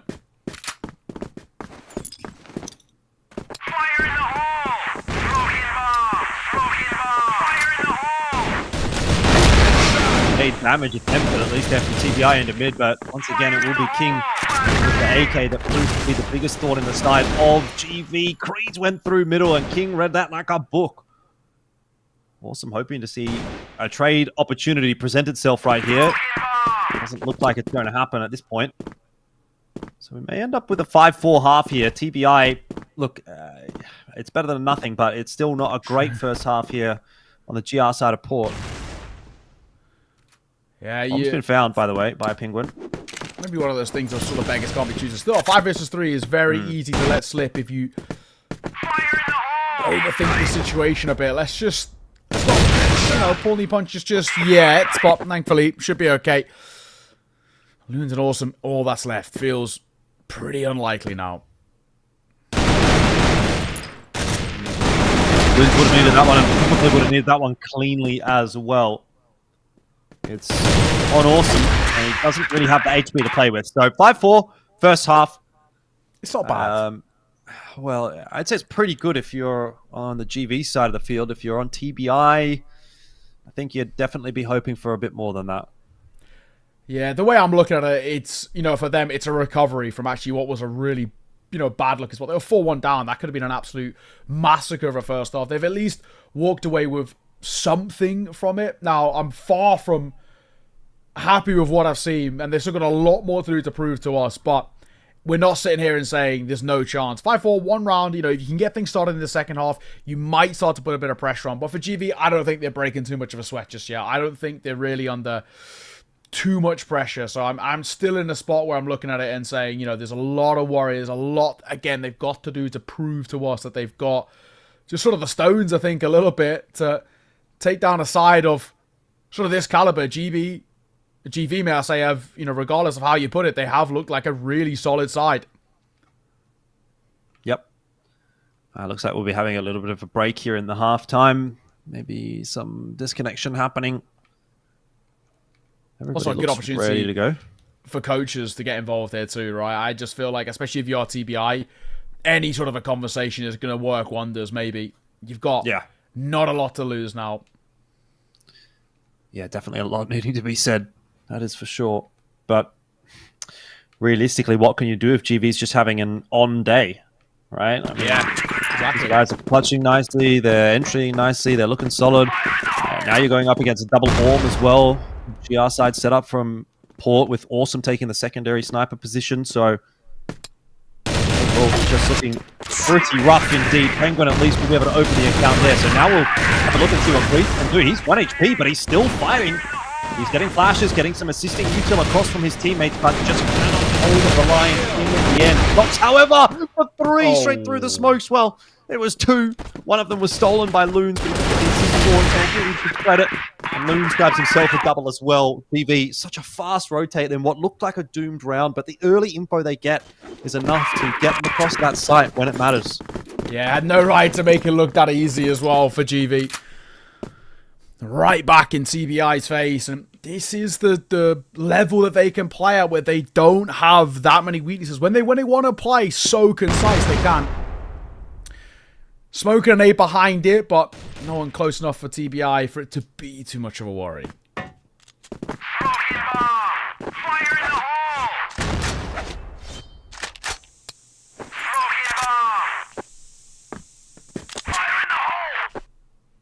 Back to square one, 5-on-5. TBI got to show us what they're made of on this blacklist side of Port. Otherwise, they're very quickly going to be saying goodbye to this series. And with that, any possible chance of at least avoiding relegation for this season. I think there's no world really where they're going to be making it into playoffs from here on out. But maybe if they could beat GV here and go on an absolute rampage, they could potentially take that 5th slot. I haven't done the math, but looks like TBI is going to be playing for their position in the next season of CFWL, and Creeds is not going to be playing out this round. He's just been deleted through the box. So once again, it's more of a retake defense from GV now that they're 3-on-5. The A hold itself is actually not going very well. Yeah, it's true. Definitely some opportunities to work with at the very least. A little weird though. Don't get too giddy here. I feel like we're maybe trying to overfight a little bit. TBI showing they've still got something about them, at least a little bit. Yep. Sure, it's not super easy, but you take what you can get. Yeah, I think you're right now. You're taking anything as TBI. It's so scrappy, though, is the one thing that really worries me when you look at it and you talk about sort of what makes a round replicable. Can we do that again? Can we make things look really solid for us? And you see things like that, and it does sow some seeds of doubt. Like you're really needing things to go really south for the opposition to make a round like that really work, and it doesn't always instill loads of confidence in you. But it's fine. You'll take anything, right? It's still a one-round game. We actually shouldn't be too worried just yet. Yeah, look, at the end of the day, this really changes up pretty significantly, though, if GV starts getting some opening kills. These last couple of rounds, the opening kills have gone away with TBI, which makes this PL side obviously so much easier to play out.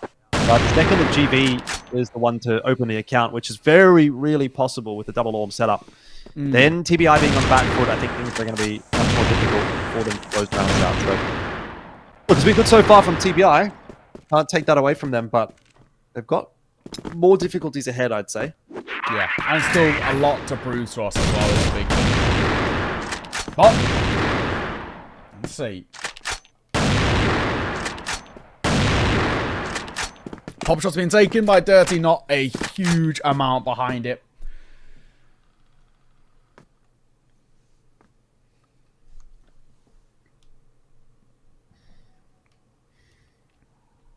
$50.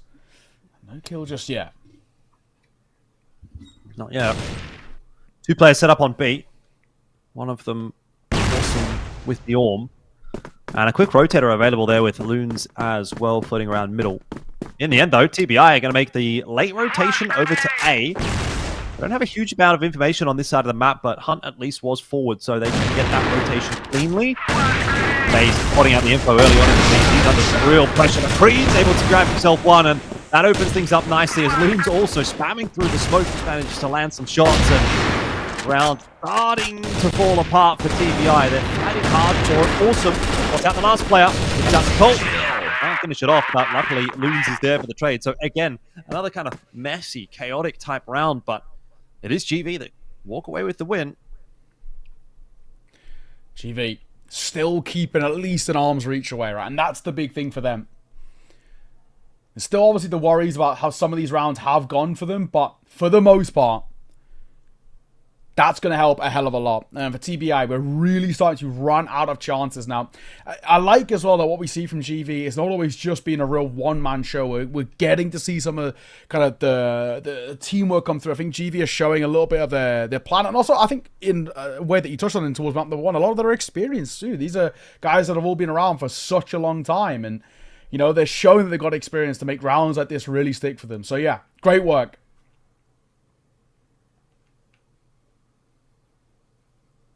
Seems like maybe attack pause there. Yeah, some kind of pause. Don't know that GV necessarily need too much time to chat about things, but maybe it's the TBI side of the coin. Everything's going quite swimmingly for GV today. Just progressing through nicely. Nice start to the weekend for these guys. Obviously, Friday evening, Friday afternoon. Wherever they are in the world, most of them, I think, in Germany. And that'll be exactly how you want to start your weekend, because this is a big weekend for these lads.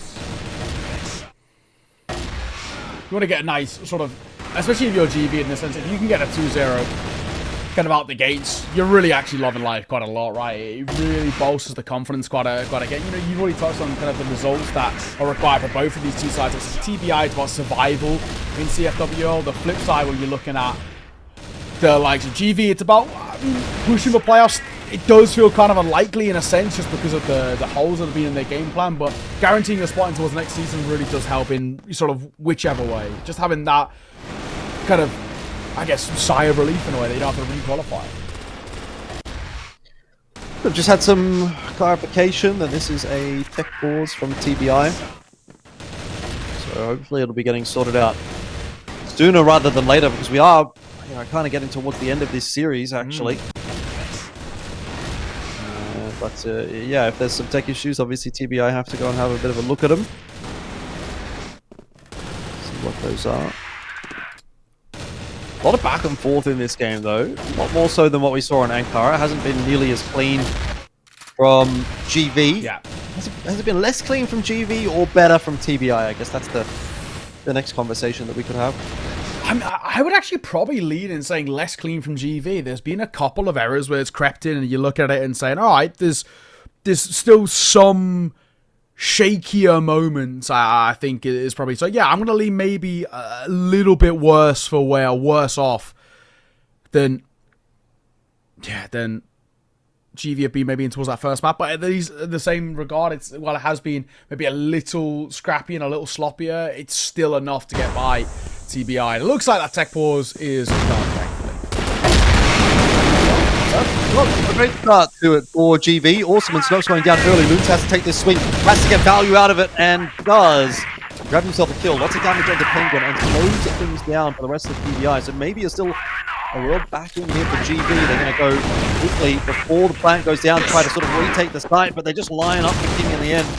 Too much util coverage from TBI, and that pace, cracking pace out of the tech timeout has caught GV off guard.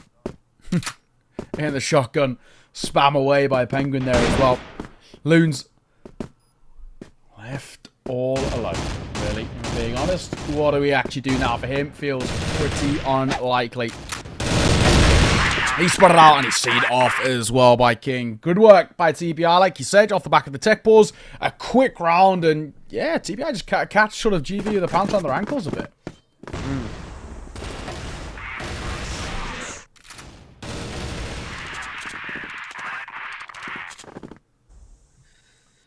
Well, 7-6. Scoreline still favourable for GV, but this hasn't been a dominant second half at all. It's not a sure thing. It's not a done series just yet for GV. Once again, Awesome holding the long line with the Orm, but he is smoked off for the moment. But these double Orbs haven't really had the impact that you would necessarily hope from them on port. Yeah, true. Not many teams make the double orb look super seamless as well. I also like Spoxy and Flex are the two for me when I look at them and their sort of approach. That's the way to go about it. Playing two things out of the map and then entering together up close. Snox does so well for both. Should have been flashed there, for being completely honest. Well, he wasn't. And that is curtains potentially for TBI. Their chances in this round. Snox is low, of course, but down 5 on 3 with 1:15 on the clock. It's going to be a bit of a head scratcher here for TBI. They've now been smoked off from middle as well, so map control is diminishing. And they have no options really but to just try and set up and hope for a pick at the stage. Sooner or later that timer's going to tick down and then they're just going to have to go, but there's no miracles being worked at the moment by TBI. They're having a bit of a look onto long. Bit of a swing there. Was spotted out by FaZe, and the flash is going to come through there from Loons. Again, TBI push away from their avenue of attack, and opportunities are starting to slip. Under 40 seconds left to go now. Shot. My dirty. He's just getting caught a little bit off guard there. Still numbers do favour GV, but Stocks is precariously low. Creed's on the angle as well. He might have got the information on Penguin on his cross. Doesn't make a difference. Nice shot that he gets on towards Stocks, but the response on FaZe is brilliant. This is a 5 on 3, by the way. Creed somehow gets away with that kill. Okay, well, it wasn't a 5 on 3 in the end from TBI, but it was very damn near. I don't think GV are going to be super pleased about how that round actually ended up playing out, because that was agreed. Not as clean as what it should have been on a 5v3 with that much time left. Bit of a tilt and pressure being put on now by TBI in a sense. Things maybe do start to get a little worrying, a little precarious at times, and we see that TBI have still got tricks in the sleeve, but it's just the fact that GV 2 rounds ahead now, 2 rounds away. As long as they don't let things, really slip away, they should have absolutely no issues here.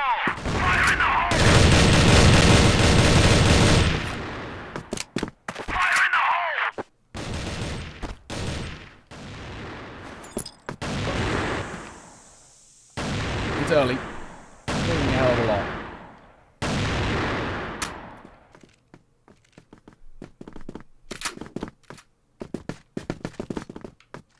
Okay.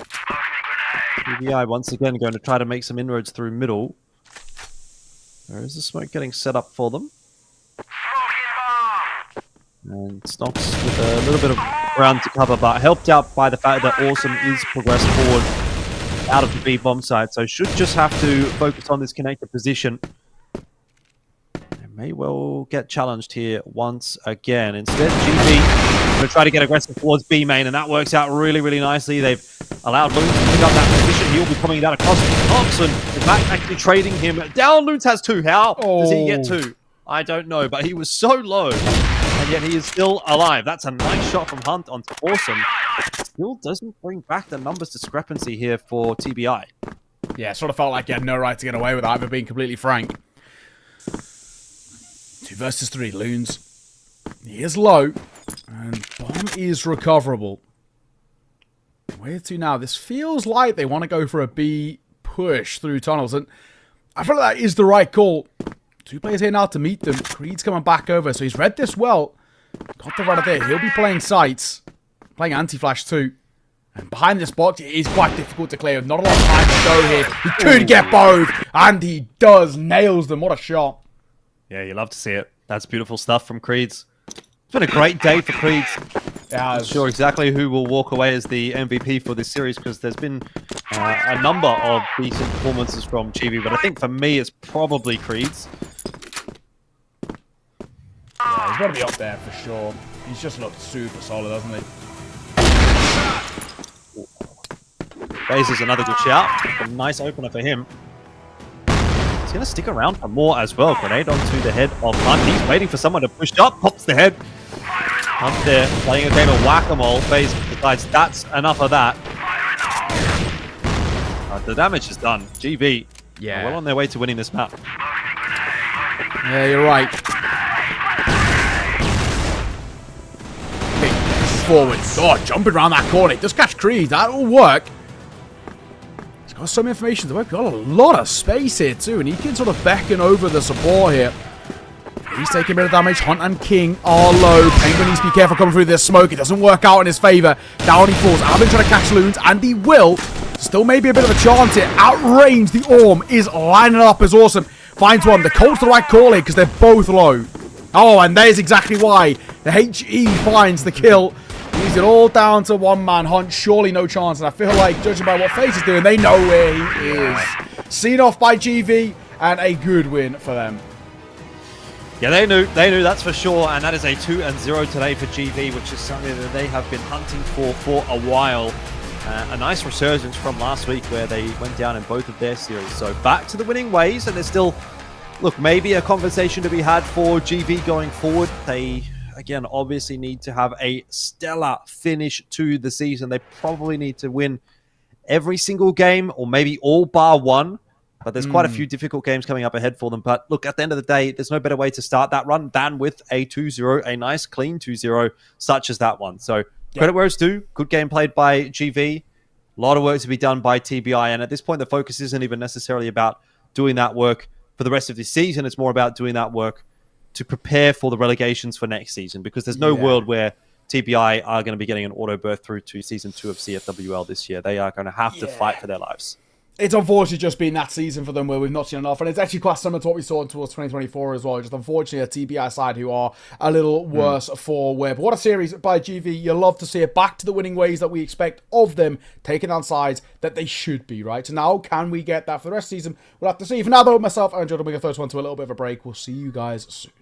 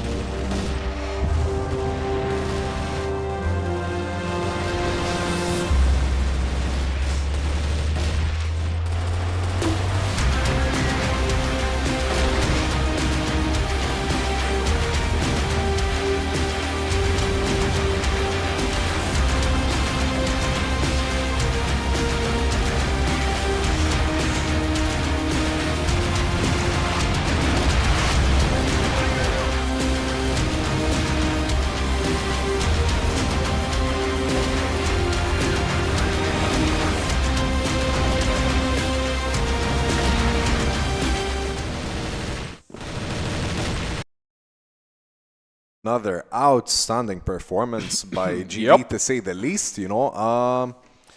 I don't know, I have to agree with what Elfish guys said, as TBI does not really stand a chance this series, but they need to start working on to avoid the relegation and so on in the future, you know. I mean, if not now, then when, man? If not now, then when? We always say this after any TBI loss. If not now, then when? The individuals itself are just amazing to witness and to see. Penguin, even Hunter Dirty, and of course, the one and only King. But when it comes to the gameplay itself, when it comes to the execution, first utility, everything. Exactly. First putting the strategies, the plans, what we are going to do in the game. Once we enter the game, just everything fumbles. So it's just so weird to see. I mean, at first, the second game, I thought it was a back and forth game, going more to TBI's side.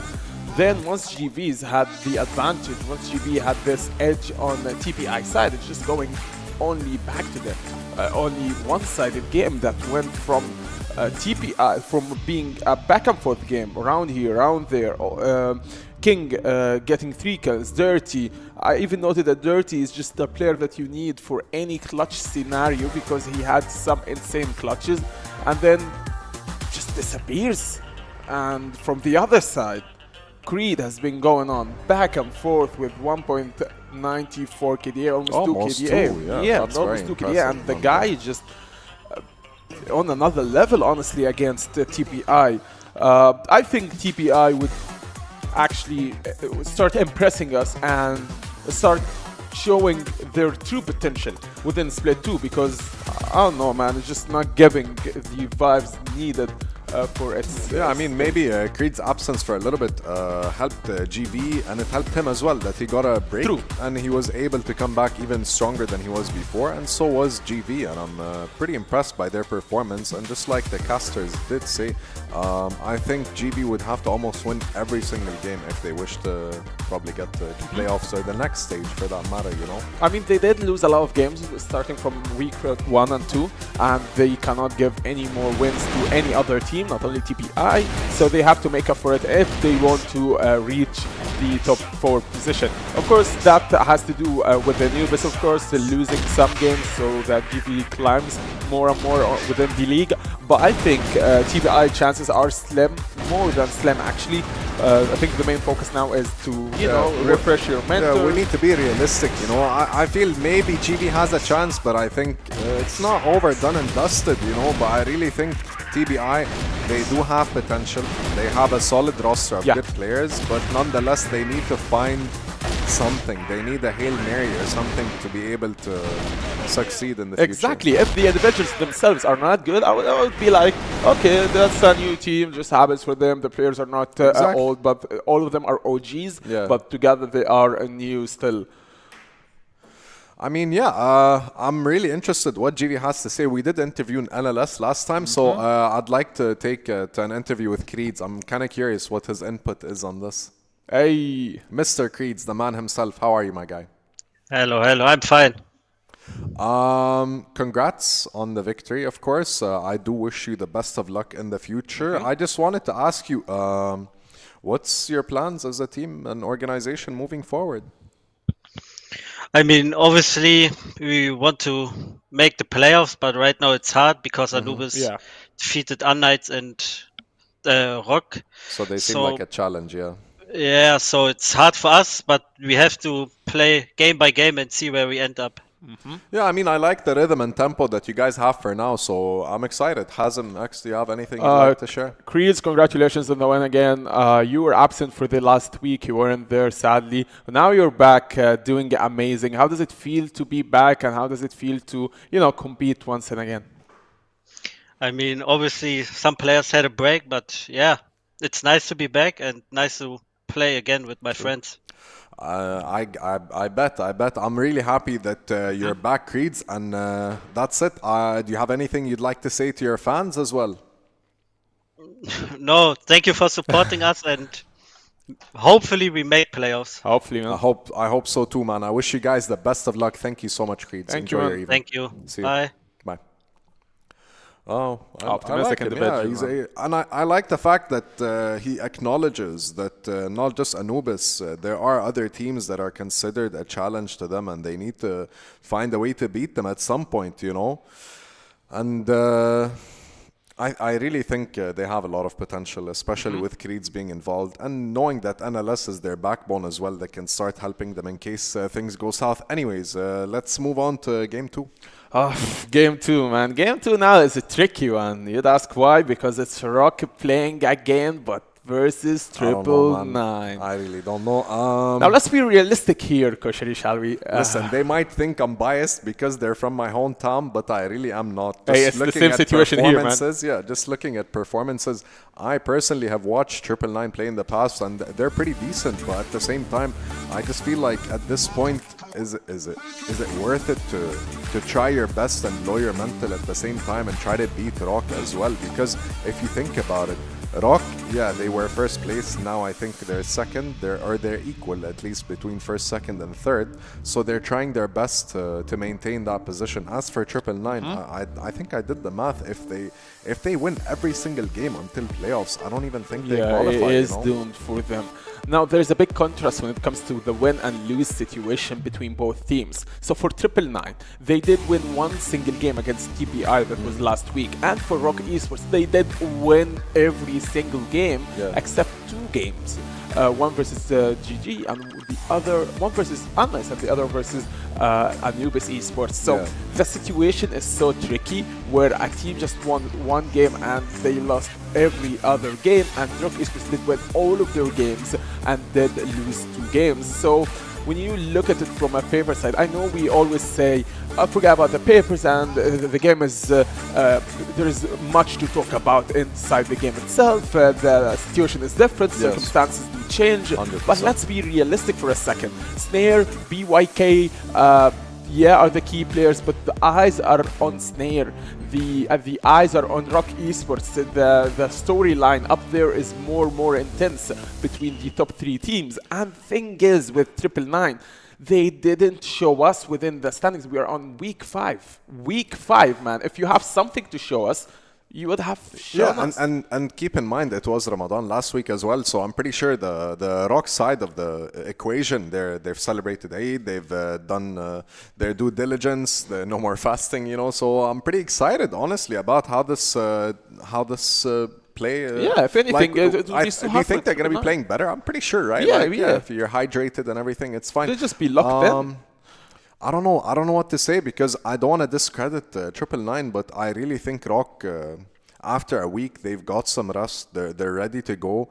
And if I was in Triple Nine's shoes, personally speaking, I would just tell myself, like, let's try to perform. Let's try to at least win one round or one game, even though it's like an 80-20% chance in my head.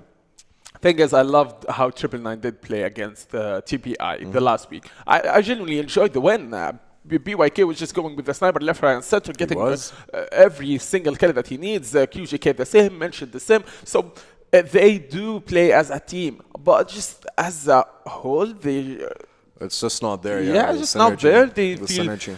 Disconnected. The synergy is not there. It's ROC Esports have been together for longer periods of time. Practice for ROC is just better, and it says from their previous games, whether it was a losing streak from Triple Nine or the winning streak from ROC Esports. So all the odds are just against Team ROC Esports. Now I love myself a surprise. I love myself an upset. Same here. And I wish, not from a biased side, because if anything, I'd be biased to the Egyptian boys. Yeah, I want the best of 3 regardless. I mean, for multiple reasons, and one of them, the main one, is I want Triple Nine to get more exposure to play against teams in this league, in this competition, because I think they missed almost 2 weeks, if I'm not mistaken. That did happen. So this could be a good run for them if they can utilize this match against ROC Esports and possibly, I'm not going to say win, but get at least some experience to the current meta and the current strong teams, you know. I just want Triple Nine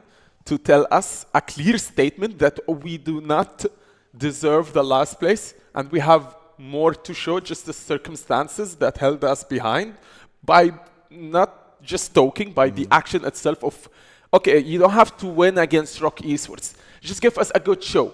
Give us a show that we're just out of it. Okay, Triple9 do have some things that we should be scared of. Yeah, I mean, the roster for ROC Esports is pretty phenomenal, to say the least, on an individual level, and they're ex-3BL, so these guys have been playing together for as long as they possibly could, you know. As for my information on Triple9, I don't know about every single thing about Triple9, but I definitely do know each individual on that team are very, very, very strong players nonetheless, you know. And I do wish both teams good luck, and I'm excited, you know, regardless. I don't always look at standings when I come into matches like this. I just like to observe and even take a keynote for myself and the audience. Next two of us, man. And the thing is with Triple9, they do have some hard-working, talented individuals such as BYK, QGK, mentioned CRS, and the big boy Dean, the clutch master that always surprises with his clutches. As two players for me that I always remember when we ever say Triple9 name, it's BYK Sniper and clutches from Dean, the last man standing, the guy that can guess them rounds. You are up against the top one on the league, actually top two when speaking about standings. It's ROC Esports. So QGK is just having some man, you know. Thing is about chilling. QGK, he's always eating, man, on the camera. I love him. I love it. Keep it up, boys. Just do your own little shenanigans to get ready for this game, you know. I like it, you know. They're pretty laid back. They're chilling. I think we're more stressed than them. I am, right? I'm not always used to hosting, but I'm enjoying it as much as you are. So let's say, what are your predictions for this game? I think based on who gets map 1, but then again, I can always argue that ROC, I don't think they have a map that they default, you know. I think Triple9, and I'm saying it from I'm still laughing at the McDonald's cigarette. It's just, man, I'm stressed more than the guy, and it's QGK is always eating on the camera, just getting his protein and his carbs in. Man, all jokes aside, right. I think Triple9 did not stand a chance. I mean, listen, I wouldn't say they don't stand a chance, man. This roster is very strong, but again, from any esports perspective, right? It's not just about like hiring or working with some of the best players and then expecting them all to just perform on a collective level, you know what I mean? So but then again, you can compare that because ex-3BL, they've been playing for years and they've qualified for Worlds. They've done a lot on their own roster and as an organization, you know. So I'm excited, especially looking at the maps. Triple9 got first map. Tell me about what do you think? I mean, the pick on the sub-base, it is good from Triple9, but you need to remember that most of the wins from ROC Esports was on sub-base, so that's not a huge damage on ROC side. If anything, ROC do know how to play on sub-base. Eagle Eye, we do not see Eagle Eye a lot. I know why ROC picked that, man. It's super aggressive play style. Even on defense, they just rush it. They run it down. Yeah, and I remember you saying, man, what is ROC Esports doing? Just going in with the AKs, killing all of them. So it's just scary to play against ROC Esports on Eagle Eye. Decided Ankara, but Ankara is interesting. I don't think we're gonna get to game 3, but I'm always an optimistic person, and I'm here for a show. So I hope Triple9 and ROC can live up to that. And I don't really think it's gonna be like a stomp, as this is a harsh word. But at the end of the day, we'll have to wait and see. You know, especially Black Widow Port, Compound, Mexico. Like these are all like maps that are known, and I'm pretty sure both teams have played on it. Sub-base is one of my favorite maps, to be honest, because of how the map is laid out, you know. So I don't know, just looking at not statistics, right? I saw the camera, I saw how they were, I saw how Triple9 is chilling. Some people are having their last smoke, some people are having their McDonald's and stuff like that. So they're pretty chill, right? And yeah, as you can see, ROC always does this. They huddle up and they encourage each other, and I don't think Slayer is with them in the room, but nonetheless, I wish them all the best of luck, man. And I do wish Triple9 as well. Hope they can finish this sandwich before the game 1 starts. Gonna play heavy, man. Yeah, I mean, it's gonna be hard to digest, you know. Man, like sub-base, Eagle Eye, and Ankara, that's the maps. But thing is, with ROC Esports, they are super ready for this game and super ready for another win from their side. I do not ask Triple9 for for a win, but I want to see, even if it ends up in 2 maps, I want to close 2 maps. I want to see, I want to be entertained as a talent. Exactly. I want to be entertained. Just give me all And I'm pretty sure they will, you know, because we can keep going back and forth, but we're going to have to see it for ourselves, you know. And speaking of that, I'd like to take it to our casters. Thank you. Good luck, boys.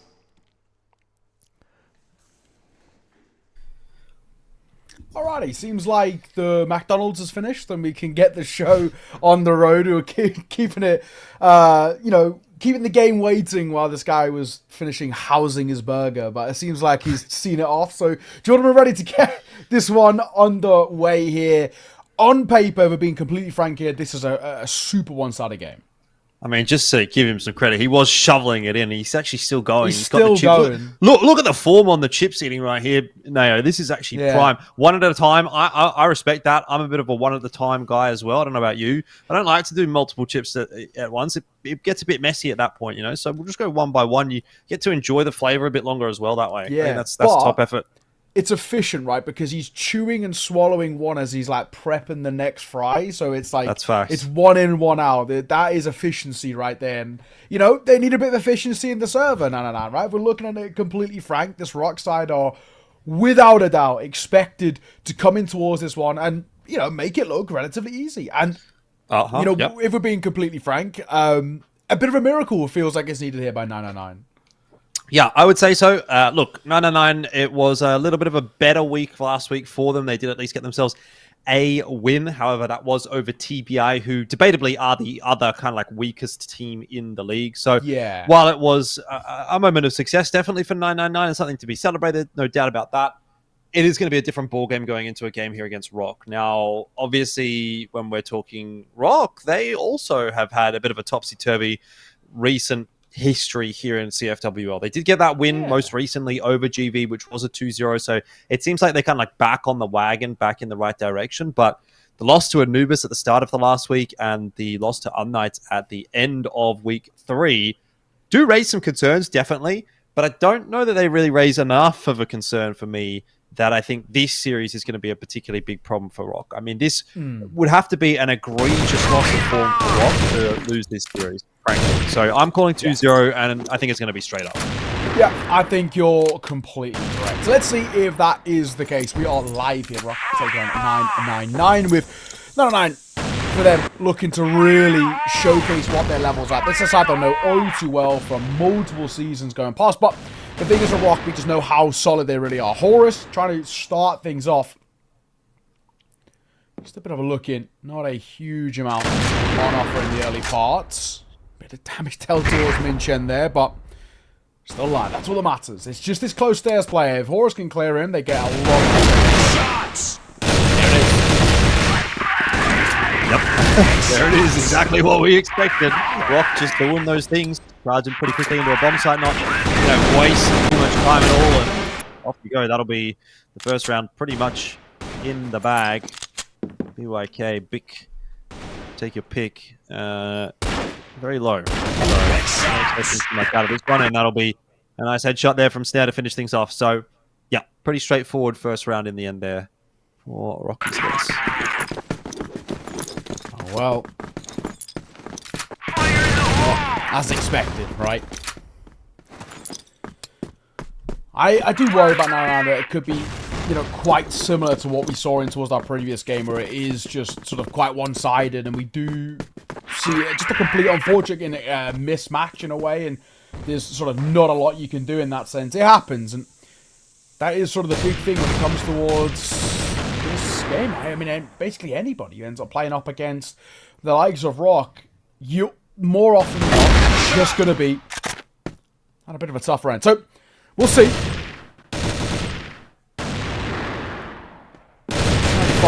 Drop Snare will help, but Dane then get caught. Isn't going to make things easier still. Only 2 remaining for ROC. Bit of a chance here. Who's that one might have dropped out to? Yeah, hoping that was just a player kind of resetting the game after they died. That does happen sometimes. particularly difficult round for Slayer, although not impossible. Maybe not as difficult as the round Big had ahead. It's now a 2v1. He's got some HP to play with, and he definitely has time as well. So Slayer is a pretty solid player. Oh, he's seen the gun of CRS. This could be the straw that breaks the camel's back. Did he see the gun? I thought he did. I thought he did a double take on it, but yeah, perhaps not. Minchen. He's waiting 50 seconds. Still plenty of time here for Slayer to cause a bit of a problem. Oh, he just get tagged though. It's going to make it a lot harder. You're about to have found that fight on towards Minchen cleanly. Time is now starting. He's being flanked, and yeah, he was pinned to them there. Unfortunately, no chance. So, yeah, pretty big response from 999. They'll take that. Yep, I'll definitely take it out if I was in their position. No arguments from me. I need to see more where that came from, though. Scoreline 1-1. Both couple of rounds, pretty quick ones. Not really seeing this, I guess, the pace of this game slow down all that much, which is very standard or reminiscent of what we've come to expect from. Yeah, exactly. There again, getting involved early.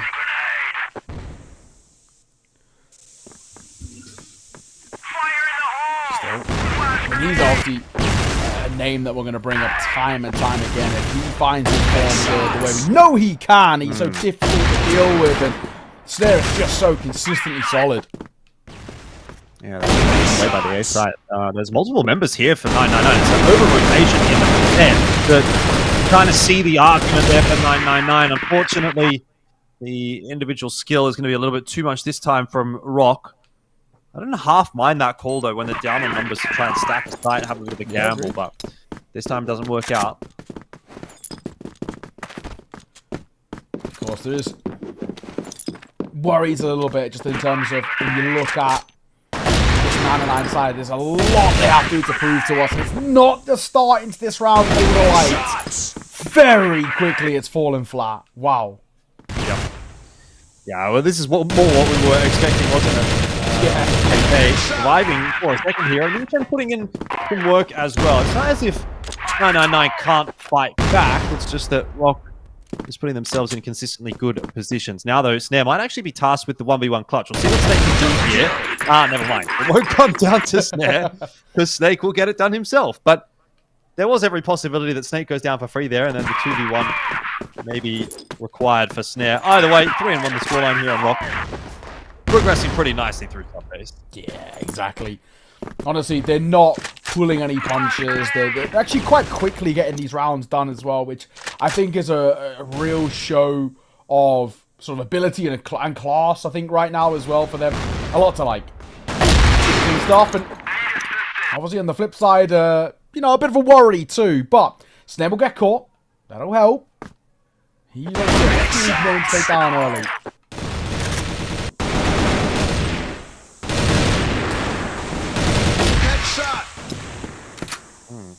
Numbers advantage now for ROC, as Chris is going to be able to out of there. Totson evening those numbers up with a nice little lurk into the B bomb site, and he's still looking to hang around and cause some damage, but Dane, wow, doing that damage himself. Snake now job to do. Big white swing into 3 players. It's not going to work out, and 999 still fighting for it. Yeah, credit. Giving up just yet, but a non-game makes you feel like they're actually having a chance. We're going to go for pure control here. Horus actually just completely gets out. I think he just knew the pressure from the util alone and knew that it just was not worth the fight at all. Quite a lot of respect, actually. Why take the fight? Right now, big under that real pressure. It's not going to stick to the entries. He's bouncing all over the site right now, and nothing really to be done. The nade actually doesn't get betrayed on the huge AK, but Snake is there for that one in the end. Still 3 on 3. Very quickly brought down further by Snake. Oh, Minchen and Chris though. In realms of possibility. Horus with the nade over the top. He's going to be able to pick himself up one onto Chris, and now he just needs a headshot to Minchen. Struggling to find it, running away. Minchen will survive, and so will 999, who grab themselves the equalizing round. Yeah, a little scrappy, a little ugly at times there, but around, I think, is sort of the moniker you'll be taking in that sort of spot.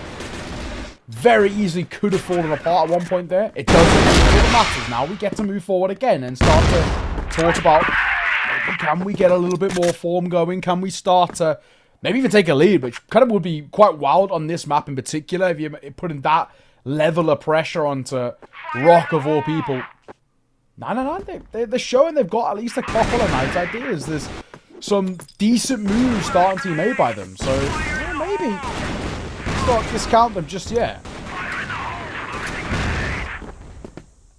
Chris, he doesn't know. Horus has missed his first couple of shots right there, so that could open the account, or maybe not. Oh, the double setup. Double setup in window right here could be a problem. That's going to be a tough nut to crack, especially coming in through a smoke. It's just impossible walking into a crossfire like that. So Gain left alone. Ooh, nice shot. Some credit there. They're playing zombies at this point, though. They're just going to keep throwing bodies at him. Yeah, fair play. I mean, they were just really relying on the numbers game there, and can't really fault them. I guess is probably the main way to go about it. 4-3, taking back a lead, and then probably just, I think, one of those sort of big sighs of relief. Don't get too worried, don't get too concerned about kind of where we're at. Just keep Nananan at least a decent amount of an arm's reach away, and you should be absolutely fine. And that is sort of what we are getting out from them.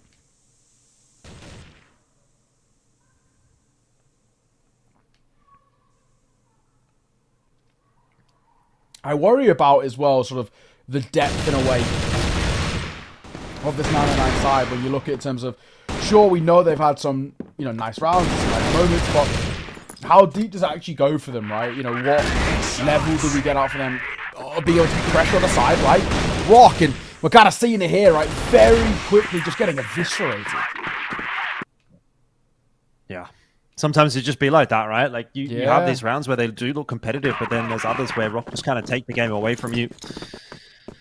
This could end up being a 6-3 half, which would be pretty representative of the way the half has felt, I would say. It's been definitely moments for 999. They may still be able to push it up to a fourth here, though, so let's not count our chickens before they hatch. This is the thing, though. Like, Horus is just going to walk through that smoke. I mean, and no one else is going to do that, I don't think, really. But ROC just played with this insane level of confidence that they are going to beat you on timings that you're not necessarily going to expect, and that's a perfect example of it. Yeah, fair play.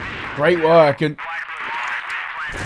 as you were saying, right, you're talking about how for ROC, they throw a few spanners in the work that I just feel like Silent 99 don't have the capacity right now to really be able to put, yeah, I mean, that pressure on. So 6-3, it's actually a really decent first off by ROC. They're just not offering up enough for us right now. See if any of that changes, though, with the half swap. Map is typically a little bit easier on the BL side.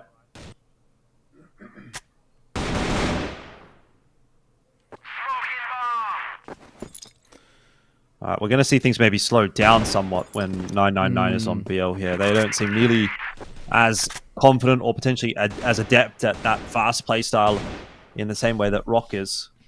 I think a large part of it as well will come down to the pressure on them a little bit as well, right? They just don't want to be the first side to make that mistake, and, well, thankfully they're not. Nice stop. If they're going to get caught, you'll take that. Trade on to Totson. But Snare is going to be there to ensure the numbers do remain equal.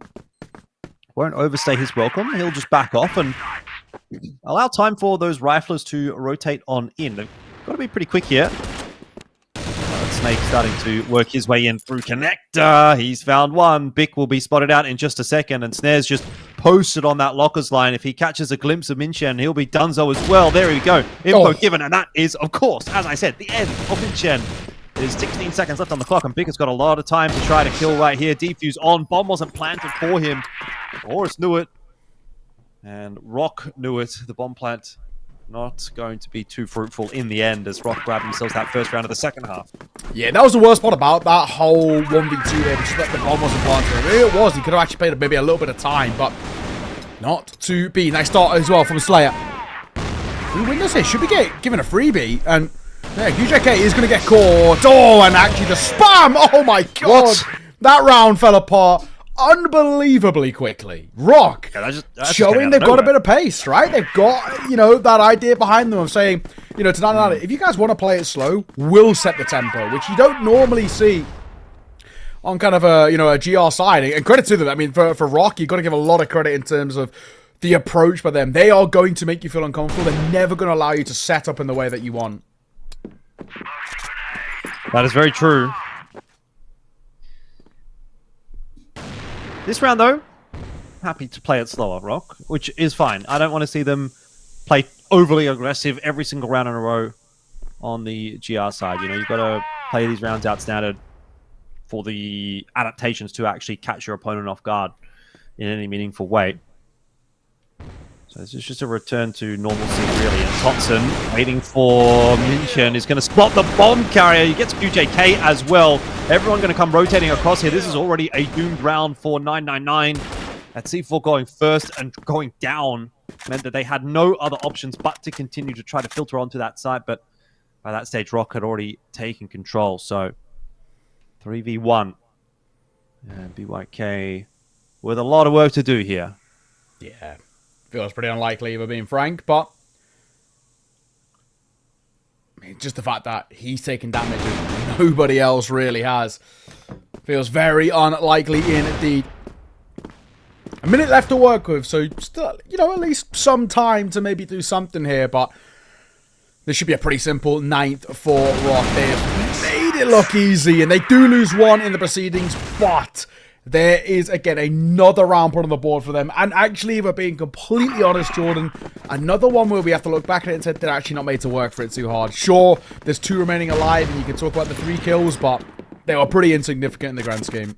Fast play from 999 by the looks of things as they try to get down onto the A bomb side, but the counter util is too good. Horus wasn't prepared for that second player down below the staircase, so he'll drop, but info's obviously given on over. Snake somehow surviving, even though he's caught fully blind. He's got himself another kill, and Slayer's there to help him out. This map's over. At least it seems like it should be, and well, now we're in a 1v3 once again. Snare, he's going to spot out QJK. Will lose his life, and the C4's actually allowed passage into B, so we're not done yet.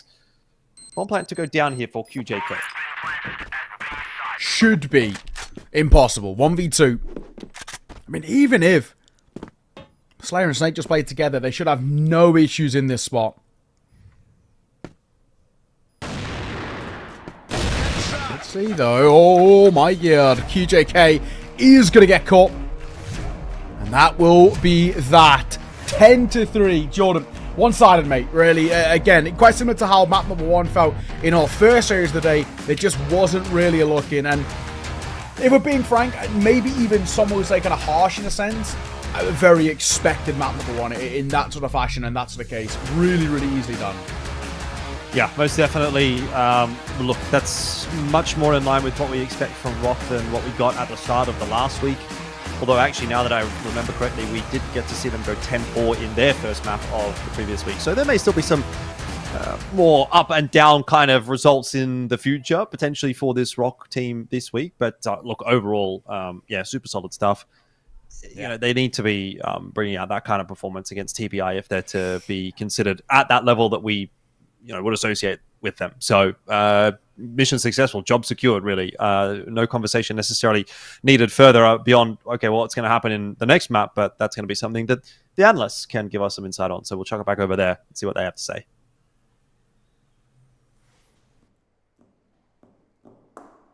You can see the look on my face, right? Like that was a quick one. That was rough. Yeah, that was difficult, and I have to say, ROC is performing as expected. You know, I mean, it was a difficult one for 999, and we did expect that it was going to be a difficult one. Yeah, I wished for a close game, but sadly it wasn't as close. 10-3. It wasn't the best game from 999's side. Thing is, with ROC Esports, they are already good. So when you play 2 snipers with Snake and Snare, it's just a bad day, and it's a long terrifying day for 999 with a 3.75 KD, almost 4 on one guy, aka Snake.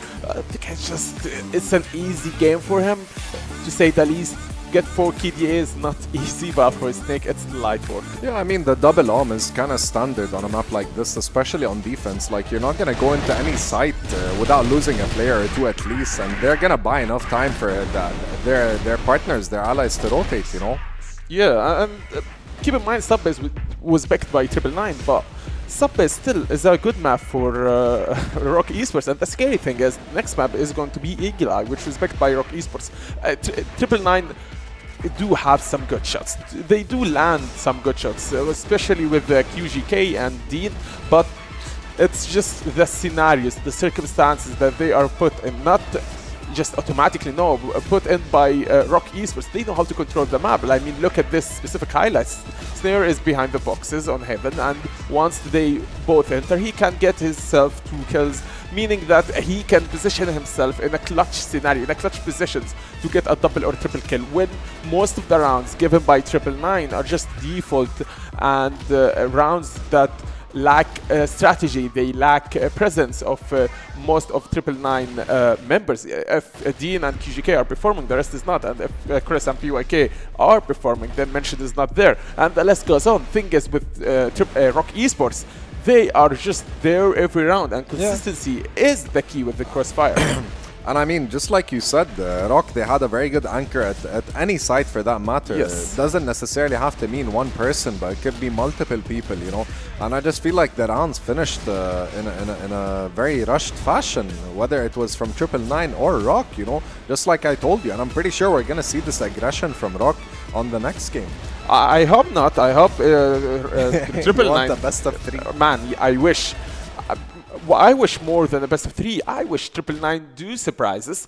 Maybe they did not manage to do this, but even the 3 rounds, it was super deserved by Team 999. It wasn't an easy collateral here, backstab on the start of the round. No, it was just a deserved round where they managed to overtake the site on the defense side, get their hands on the first blood, then managed to kill the rest of ROC Esports member. Meaning, you have the names, just, you know, you need to know how to execute with these names, how to put a clean, clear strategy to win against the boss. Yeah, and this has been a pattern we've seen in the bottom 4, to say the least, not to undermine them, but it's always just execution and finishing. They don't have that mental to, yeah, they could win a round or 2, but it never really goes into a snowball fashion where they can take a lead with 4, 5, 6 rounds back to back, you know? Listen, man, if that happened on Subbase, the map picked by 999, and it's the map that they did win against TPI on, I'm not sure what's going to happen on Eagle Eye. Because Eagle Eye is picked by ROC Esports. I'm pretty sure what's going to happen. No, I don't mean it in a sarcastic fashion. It's just the things that I saw ROC do when they pick Eagle Eye. It's insane. Like, if you cannot hold, whether it's on defense or offense, the rush from the entries, whether it's Horus or Snake or Slayers playing on their own, you know, figuring out what they're gonna do initially in any map, and you're gonna wait and see, because that's my prediction. Is what happened now, it's gonna be even harder for ROC to, I mean for 999 to negate. I don't know what's next for 999. Honestly, if they do lose this game, them and TPI are in a bad position when it comes to the league. But I think the comeback is real within the next split, if not this split. But I don't know, man. I'm excited for Eagle Eye. Yeah, I mean, I do hope for a best of 3, but I really doubt it personally. So we're gonna have to wait and see and send it to our casters. Good luck. Yeah, it has to be said. It was a tough display. I mean, if I'm being frank, it was quite expected by us. I just think ROC are a different beast right now. I know the guys on the desk have been talking about a map number 3. I cannot see a world in hell which we get to a 3rd map. I just cannot see it. This has been one-way traffic the whole way through. Yeah. Look, I was just saying to you there in the break, if we're listening to the analysts say that this is not looking likely to go to a map 3, then things are looking pretty grim, because those guys on the desk, they're always optimists. Positive. I like to give them that, but yeah, look, I don't think there's much of a hope here for 999. But then again, that's kind of what I would have said for most teams against ROC, and we have seen them upset a couple of times this season. So let's not get too far ahead of ourselves. That's an opening kill from Totson. Is going to mean we will continue in the same fashion as where we ended on sub-base. Alrighty. Well, so for now, I want to see, again, for 999, do we actually have any nice little, tricks up our sleeve? Do we have any ideas about how we're going to sort of pull our way back into this? They've got a lot of proving to do to us, and I think quite importantly to themselves too, that they can do, but I don't want to completely discount them just yet.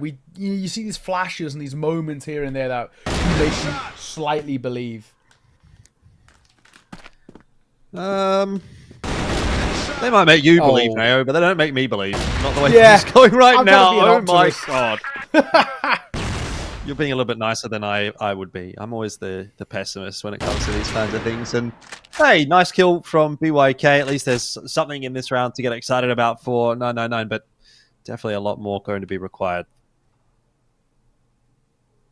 Yeah, a lot more to sort of, again, prove in a way to us. And it's not the start for them. Nice, simple, effective, expected maybe as well, you could also put. This is, again, just that side, that level, that understanding that ROC Esports have right now, and, just continuously affirming to us why they are the best team, or one of the best teams in the West.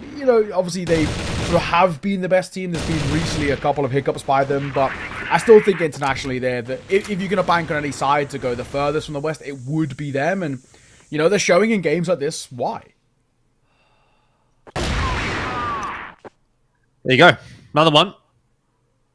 As if it wasn't already easy enough for ROC at the moment. They get to start this round with another player advantage. Dane will be able to bring one back, but he has got a huge job ahead of him if he wants to bring this back into a winnable position for 999, because his team is just falling around him. All of a sudden, it's just BYK once again, the sole survivor, and Snake will waste no time in finishing off that kill. ROC making this seem like a bit more of a formality. 2-0 start. Simple, effective, not breaking too much of a sweat. Yeah, it's sort of what you want to be seeing, right? So, good work, and at least to start things off, we do see Slayer and All as well. Totson will get one of those. That's a C4 to it matters all the more better. Back into a 3 versus 3. Very quickly. Missed shot, but the Colt doesn't. Oh my god. Bated breath for a second.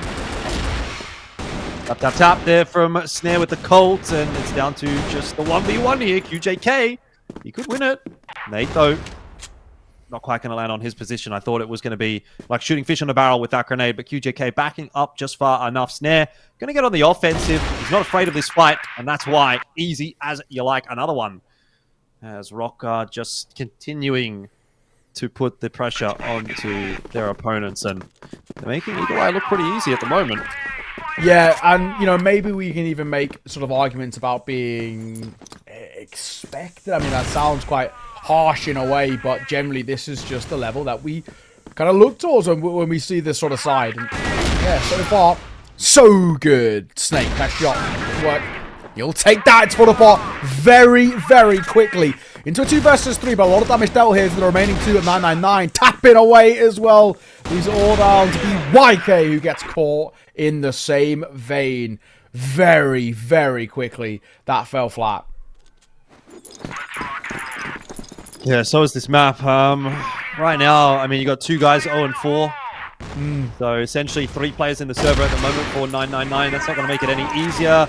Look, the way this is playing out, it honestly seems like 999 are not super familiar with the map at all. Like the timing, they're just getting picked off on like what would be considered pretty basic timings. ROC are just setting up on, aggressive lines, no doubt about that, but they're kind of just catching 999 in transition before they've even set up. So I think it's just a fundamental lack of understanding of the timings on this map, and that is playing out very, very positively, obviously, as we can see here for 999, for ROC against 999. And I think 999 obviously need to take a step back here and maybe do a bit more prep on this map, because they're just not looking like they're even in the same world as ROC at the moment.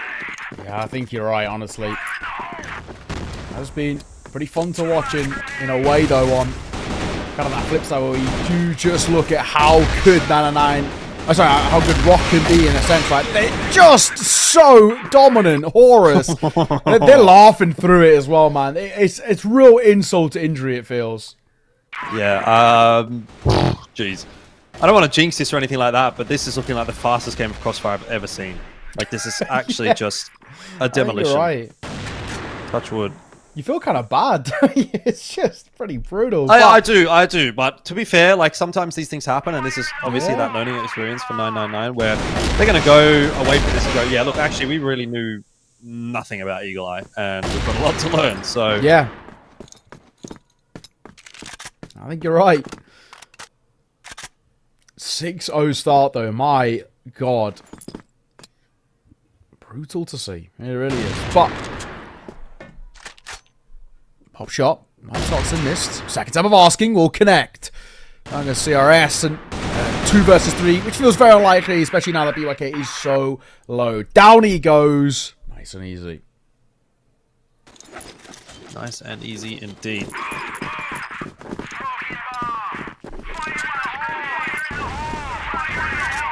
Again, all that U2 getting tossed over the top, and it seems like ROC are really taking this as an opportunity for some dry runs on this mid-fight.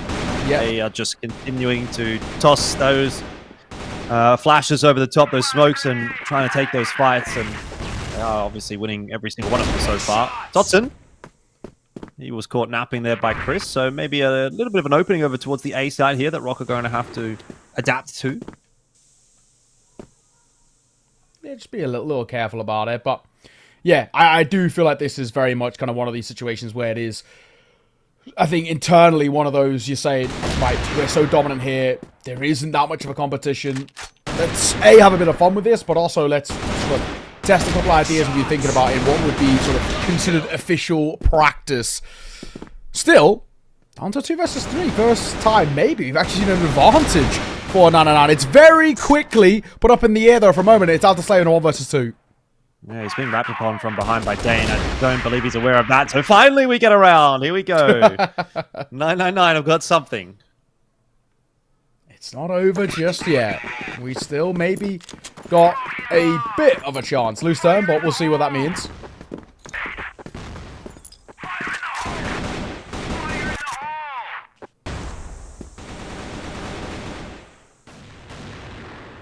One round, though. You can't have it be only one round. I mean, even still, just give yourself something to work with in terms of a level of confidence.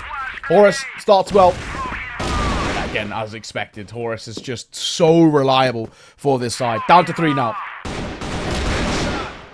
Okay, down to 2 now. True. Just keeps on going, doesn't it? Big, he's going to be able to get himself 1 onto Horus there, but has been left alone.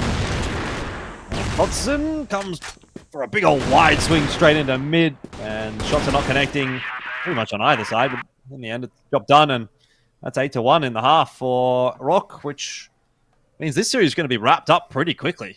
Yeah, oh, for sure. Again, showing their class and their level. 8-1, 999. Looking for any sort of a saving grace right now, and there's just so little on offer, unfortunately. These fights in towards mid have been so indicative of just the level as well. Swing and a fight. Down to 2 in a matter of moments. That is a pretty brutal way to start off this round. Yeah, indeed. It's not going to get any easier either, as the push is going to come through. Bomb plant's obviously down really, really quickly, and Big's been spotted out and finished off as well by Totson. So 1 required here for ROC, and like I said, this is probably the fastest map of Crossfire you're going to get this season. Yeah, oh, for sure. Assuming it goes 10-1.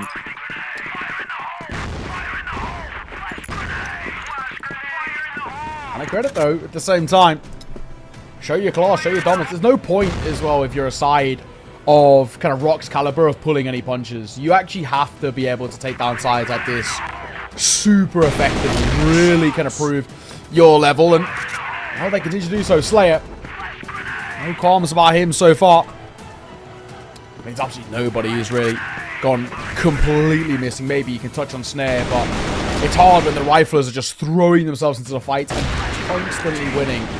Doesn't give them that many chances, but either way, down to 1. It's just BYK to try and pull it off. 1v5, Jordan, what are your odds? 0%. I give him literally 0. Not a single chance at all, and I will be correct. Show me the money, Neo. How much do I win? A swift high five is what you'll get out of that one. But honestly, a brutal display coming through from ROC. And again, just showing their class. This is a side that should be waltzing past opponents like this, and actually past the majority of them in this league, right? We know there's definitely been questions about them at that top spot. It's been a little harder to come by, but for the most part, that's what we want to see coming through from brilliant work from ROC. Really easy. We even said it. If the desk is starting to doubt them a little bit, it's pretty indicative of maybe how bad things are for 999, and that is exactly how things panned out in the server. Beautiful display. 1499 never got involved in towards that game. I think you touched on it quite nicely. There's probably a map they need to go back and take a look at. They really had a lot of issues. Their timing's all over the place. The fight was super ugly as well. They just couldn't get themselves into it. No, not at all. Rough one for sure. But like we said, coming out of that little break, the analysts, they were saying it doesn't look good. We were saying it doesn't look good, and we were all proven correctly. So we're going to hear from the analysts when we do come back from the break. But yeah, let's get ready for game number 3.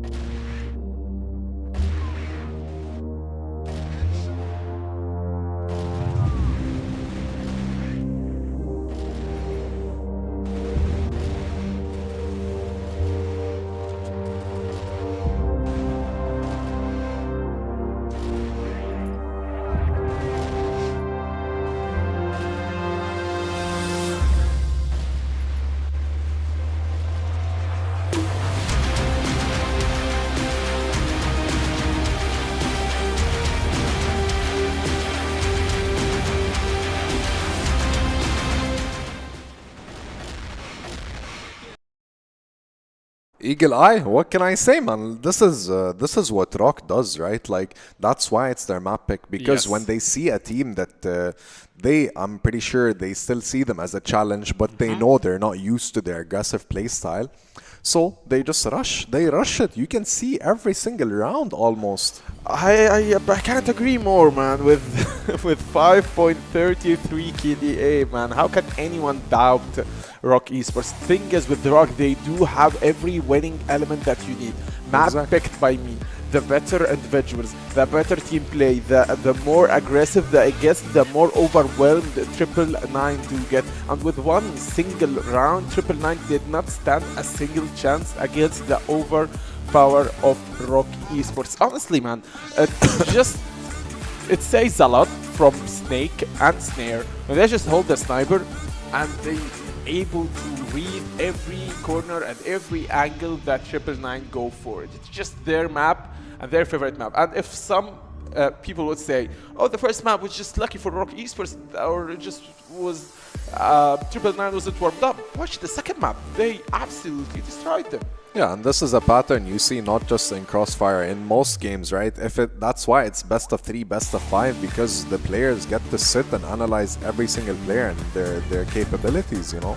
Yeah, man, Snake. This is the first time I think the OG. He's the OG. Yeah, and this is the first time we've seen a KDA higher than 4 or even higher than 3. I'm not sure, but yeah, 4 is pretty impressive nonetheless. Man, in a tournament, in the West League, is a lot, man. That means the guy is just every single round performing, every single round killing, but not dying. The guy is just on another level. Look at the highlights. It speaks for itself, right? The accuracy is there, the communications there, the rotations are pretty clean, because it showed at some point when ROC was even at, let's say, at a disadvantage, the rest of the team would step up and help each other. I just hope that the next split things do change with Triple Nine and the teams like Triple Nine that are in the last places in the standings. I just hope for more competition and every game to just go for a best of 3. I know it might be a bit of a reach from my side to say that I want every game to be a best of 3, but I just want every team to see competing for that victory. Like a 10-1 and 10-3 is not the best scenario for any team in the West League in a tournament full of only 8 teams. I mean, it's not Triple Nine's fault either, right? They were out for like a week or 2, you know, while ROC was coming out of a loss. So they like, it shows how much commitment and investment that ROC has to it's a bit possibly of a finish first. Scenario if you think about it. I came from a losing streak, so I just want to win. And from Triple Nine side, I came from being inactive, and I'm just here to win and to revenge. Anyways, man, I'm just hoping that I'd see more from Triple Nine within the next weeks. Same. I really do hope so. And I think ROC is in a very good place right now. True. And I do as well think that Triple Nine, just like the casters, I think it was Elfish guy he mentioned, he said teams like TBI, Triple Nine, they haven't lost hope yet. There's still hope, not necessarily in this series, but in the rest of the year, you know. So let's move on to our finale. All right, this is the one we were waiting for, you know, the GG versus UNK, man, and that's, I'm pretty sure this is probably gonna go to a best of 3. To be honest, what do you think? Within the standings right now, the moment we're speaking, ROC Esports are the first place because they did win the match against Triple Nine. But now, man, see the second place is playing against the third place. UNK and GG are on the same win rate, 78% on the win rate, close to each other APs, and the players, man, the individuals are just as close as it gets. This is a main event. This is a game that you just want to grab your snacks, your popcorn, your everything, man, and watch this game and have fun while watching it. Yeah, I mean, at the end of the day, this is the clash of the titans. I wouldn't look at first, second, or third, you know, like both rosters incredibly strong here. The key players, Spoxy and Alucard, man, impressive performance throughout this series. And I think they've done exceptional so far, and they've done it with a light heart, you know. They don't necessarily compete too much with other people. I'm pretty sure each individual there is just trying to work on himself in a good way. With the last 2 matches, you can expect and predict who can can win and in what specific score. So we said 2-0 and 2-0 for the last two series that just ended. But this series, though, I can't even predict who's going to win, because for me, ROC and unKnights and GG, all three teams are on the same level. If you have Spoxy here, then I have Snare there, and I have Shihab Alucard there. If I have Design, then I have Snake, and I also have people from Team unKnights, which means the level of competition is super high and super intense. It's just peak Crossfire. And the last match between these two titans, I wouldn't even say teams, just as close as it gets, went to 3 maps between them. So what to expect though between these guys? I think it will be up to maps. And I think it's going to be a massacre from both sides, right? And whoever got enough sleep and whoever did like their due diligence, you know, nonetheless, I respect both teams. And I think the map pick also might play a very important factor here. Exactly, because the key players are just the 2 snipers from both teams. As you said, if it's Spoxy Day as the sniper, which is every day, then he would just go ham on everyone. But Shihab Alucard, it's the same thing for him. Every day is Alucard day. Every day we see Alucard's camera just smiling. Sure. He's just smiling, wanting to, you know, absolutely destroy the other team. Super understandable, man. This is the game that I just be super excited to witness, whether it was unKnights ROC, ROC GG, GG ROC, or GG unKnights, which is the current game. Don't know what to expect, man. I can't give an honest prediction. I mean, whenever we see Anubis or GG or unKnights or ROC play against each other, it's always a show, nonetheless, and it's even a learning experience for us and the audience. You know, it does help put in some key factors and learning how to like play at a competitive level. Yeah, covering the first team, it's unKnights. Of course, the IGL comes down to Pietro, Sniper Alucard, Beck, and Genzer, and of course Kiko. I mean, this is the team that you need to win. It has every single winning element for you. You have the Sniper Alucard, you have the IGL Pietro, you have the Clutch Master, the guy that always comes on the top, Genzer, Kiko, and Beck, the most important 2 players in my opinion, because just the golden dude that just rest on the 2v2 scenario and always win it. Yeah, and I really hope GG got enough sleep today, because I've seen GG perform very well, and I've seen unKnights perform really well as well. So we're gonna have to wait and see, you know, because this could go in any direction. And just like you said, it matters with the it matters with the entries, it matters with who the IGL is. They're both very you know, charismatic individuals, to say the least, and they know exactly what to do at this point. We always do interview Leon Klo as the MVP of every series of GG win, and seeing Leon Klo face tonight is just super locked in, super scary to see, and the guy is known for his entries and the post-plant positioning. For him, he's super ready. In my opinion, it's going to be the head-to-head, which is scary. So if it's Kiko against Flex, then it's Design against Beck, Alucard against Spoxy, meaning we have a lot of names. Now let's move to my favorite part of the day, the map draft. I mean, Eagle Eye is definitely known for Flex. I'm not even gonna say for GG. This is Flex's map, and Spoxy as well. I've seen him hit some great shots in the past few weeks from very unusual angles, to say the least. Compound for unKnights, pretty standard, I'd say, and Port, obviously.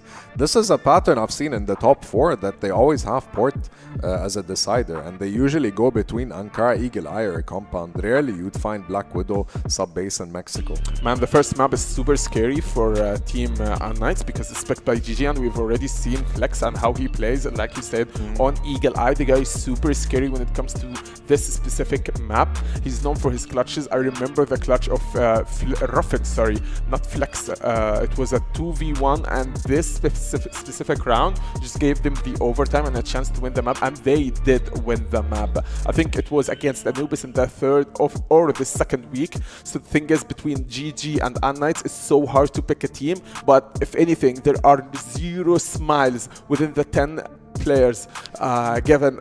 Just focus, except Shihab. Alucard is just always smiling. Yeah, I mean, they seem very light, ready to go. Some nail biting here and there. It's pretty dark, so I just have to say, I don't really have a prediction. I can't lie. This is going to be a very interesting one to say the least because it's main rosters, no more subs. Subs did just fine either way last week, but I don't even think the map decider has any change to that. You know what I mean? I do agree. Yeah, like the maps are pretty standard. I've seen both teams perform exceptionally well on it, but nonetheless, we're going to have to wait and see because this is a spicy one. And I really hope it goes to a best of 3 because even if it doesn't, I'll be upset because I'm here to stay.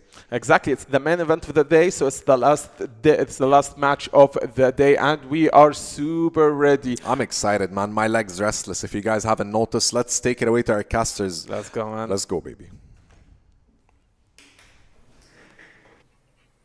Appreciate it, guys. We're looking forward to this one. This is the main event. We've had 2 incredibly one-sided games, right? No real talking points, for being completely frank, Jordan. We're now looking towards this one. This is a real clash of the Titans. And actually a real fight for first place in a way, you know, because ROC have given up a few opportunities throughout the season. They've picked up losses that we didn't expect. They've given opportunities for unKnights and Gaimin Gladiators to be able to capitalize on. Win here, and it should basically guarantee you, into playoffs. Not only that, actually a pretty good seeding for it too.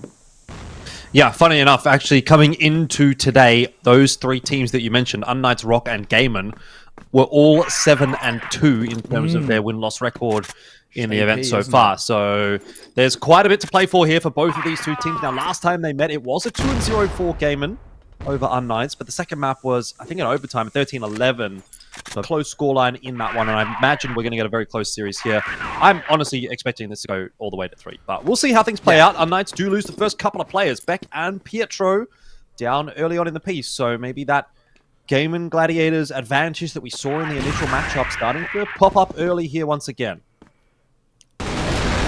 Showing their class. Oh my god, that was a bit scrappy. Still 2 versus 4. It feels pretty unlikely. And this one, all 4 flat though for GG. But I think my Lycor will then fall. Oh, it's a little scrappy there, but down goes into it. Leaves Alucard in actually a pretty doable 1v2. If he can isolate a fight here, there might be a chance. He's trained on the right angle. Comes over, swing, and a miss for him as well. Nice idea. Just unfortunate about the execution. Yeah. Close, though. Very, very close. Closer than it probably ought to have been for Gaimin Gladiators. But in the end, they do take the opening win, and that's what they want. Now, I will again just clarify that map that I was talking about that was the 13-11, that was the close map. It was Eagle Eye as well. So we may be seeing it right here in this map. Just keep your eyes on it and see if it ends up blowing out one way or the other. Because this was the one that unKnights were able to contest on. Compound ended up being quite one-sided, 10-4 for Gaimin Gladiators. GG for them. A lot to prove. One of the newer organizations, of course, in this season, especially with kind of EWC around the corner and all the rest. It does mean there's a lot more orgs getting involved, and Gaimin Gladiators being one of them. It's pretty sick to see in its own regard as well that we get these orgs getting involved in CrossFire. It's a growing esport, a growing scene as well, and the West League has some nice teams to offer up. And these are, for Gaimin Gladiators, it's a good team to invest into as well. This is a side that, should be making international events, and a win here would really put them in such a good spot.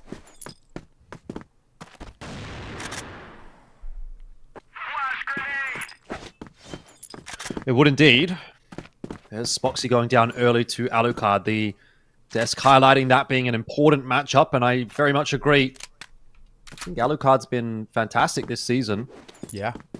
And honestly, if I had to sort of draw a line in the sand between these 2 players, between Alucard and Spoxy, I think last season definitely I would have gone on Spoxy's side of the discussion. But this season, I'm kind of feeling like Alucard's had a little bit more impact. So I wonder how that's going to shape up over the course of this matchup in particular. Is that a correct read that I've got, or is it maybe just something that has been in the past and isn't necessarily going to be into the future? We'll find out. Raffin's going to eat that grenade, but he will still scale up into the site. There's 30 seconds left, so Gaimin have kind of got to go, and they're looking for these openers, but they're just not really finding too many. Finally, Dezane does catch up with Beck. Raffin will know there's a player close. Jin will taken down, and that is clean indeed from Gaimin Gladiators from what looked to be a pretty awkward position. 4v5, they have actually kind of dominated that round. Yeah, but a good job of recovering super well. Down to 2 for unKnights, and you've touched on Alucard a little bit. Time to prove himself if he can, but Time ticking on this C4. They know where he is. Colt pulled out as well. Great work as well for GG to get their second. Not pulling any punches. Fantastic work. It's what we want to see, I think, out of Gaimin Gladiators. Out the gate, set this tone really early. Again, proof to yourselves in a way of saying, all right, you know, we are the better side. We've got more on offer here and sort of will show it. And against a side of the caliber of unKnights, if you can really make these rounds look easy in the early part, it's a pretty big indicator of sort of the level that they're at.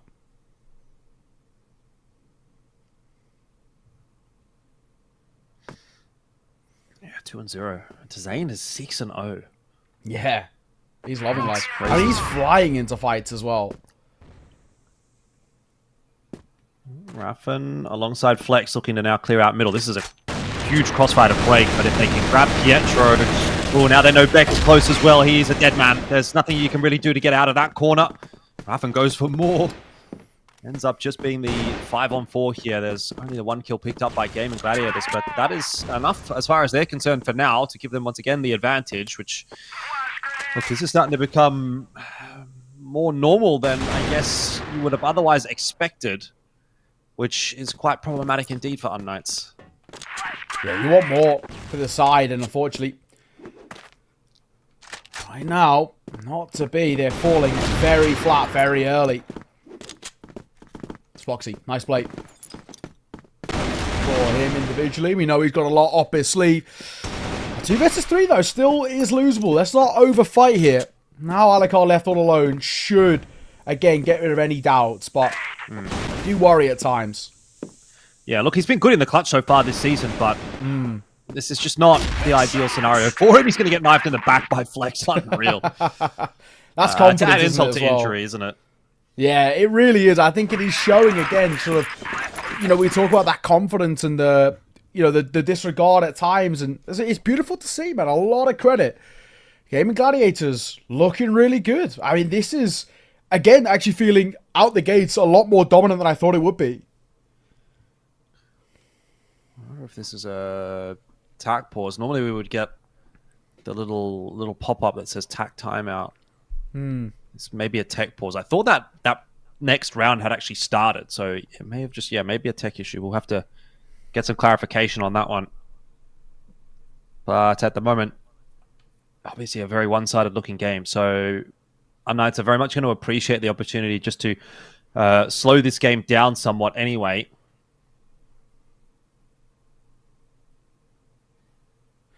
Yeah, unfortunately, it is a tech issue. You know, sometimes we these tack pauses where coaches get on the mic, get involved, and I think it's also, you know, it's a good time for it too. But yeah, this is what seemed like a bit of a tech issue. But we saw last time there was a tech pause. You know, you very kind of quickly fly into the fights a bit. It can maybe be an opportunity for unKnights to kickstart themselves a little bit in towards this game, catch them off guard, and yeah, you know, be sort of an awkward side to deal with. But a couple of conversations being had here. I saw immediately as his pause got called, it was Flex. He was getting very, very vocal. Yeah, lots of like so far. Gaimin Gladiators, yeah, looking, yeah, absolutely sort of fantastic. Yeah, look, this is way more one-sided than I think we thought that it would be. Doesn't mean it's going to continue that way, but look, 3-0, it's already a pretty scary looking scoreline here for unKnights. All it takes is, you know, another 1 or 2 little mistakes, and like this map's kind of already lost at that point. It's going to be a real mountain to climb back in for unKnights, but they're not done yet. They're not giving up at all. Kiko's going to play forward from the B site, going to play a bit of an aggressive line. And early on in this round, no picks for Gaimin Gladiators just yet. All right. Beck. Just looking for information early here. Zane as well, waiting.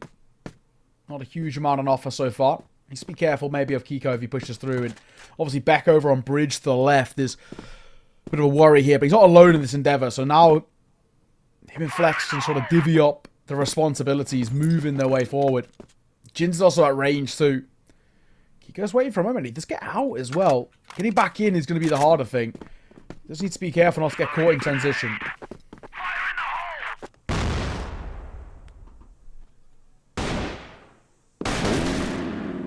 Goes down. Once again, another player advantage for Gaimin Gladiators to start one of these rounds off. I mean, it hasn't necessarily even been positive when unKnights have found the opening kill, but it certainly makes matters worse when it goes the other way. They are thinking about rotating over to A, and that has been spotted out early by Beck. Jin's also in here for a kill on the flex. This is now starting to get messy. Raffen, though, with some fancy footwork, will be able to dislodge Beck's position. There is still a player on this site, however, and the rotation is coming across. This is not necessarily easy for Gaimin Gladiators. They're fighting hard to try to get into the site. They've got to deal with Alucard, and he gets the kill onto Zane. Now it's on to Spoxy, and we highlighted those two as a matchup. This time it'll go the way of Spoxy. Bomb plant down. Jin on his rotation now, but only just starting that rotate and has to go through the smoke. So rough timing for him. He's been spotted out, surely. Yes, but he spotted out Spoxy as well, and so clean shot in the end. What a way as well to sort of get your first round too. Nice work. That'll help a lot as well in the sense of unKnights off the back of a kind of a tech pause, you know, flying towards the fight. Prove to yourself that we've got nice ideas up our sleeves, and unKnights are still going to put, you know, a lot more pressure on towards his first half to make us believe it. That's a good round. In a clutch like that, that'll help a lot.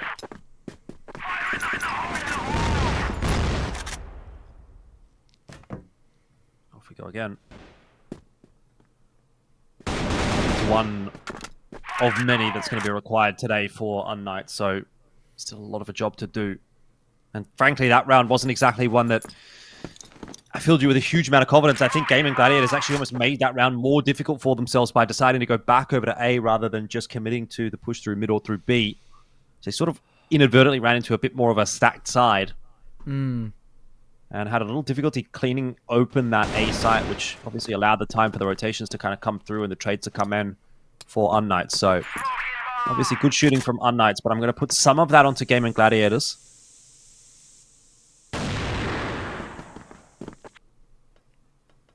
So 1:20. A slow start here. YGG just wait and see what information's looking like. Flex looking around. Does spot Alucard's leg. He's moving up the stairs on towards site, but he's able to take the shot.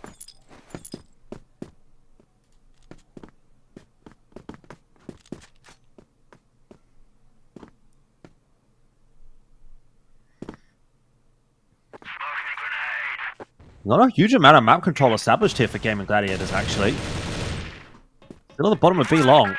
And 45 seconds left on the clock. It's not a huge amount of time to clear out all of this part of the map. Kiko and Beck have found one apiece, which is, of course, going to give unKnights the player advantage here. And so Gaimin Gladiators is going to have to pull out a bit of a miracle to win this round with now sub 30 seconds on the clock. Jin coming across. The full rotation's coming on in. Bomb is going back and forth. Gaimin Gladiators don't seem too sure where they want to end up, but Spoxy's found a nice opener on that B bomb site. Alucard to respond. It's the Orbs doing the damage. Spoxy will push his way forward, but there needs now to be a bomb plan. Alucard going to crack that head open. So it's on to Zane with the man of the moment at the start of this map, but not in this round.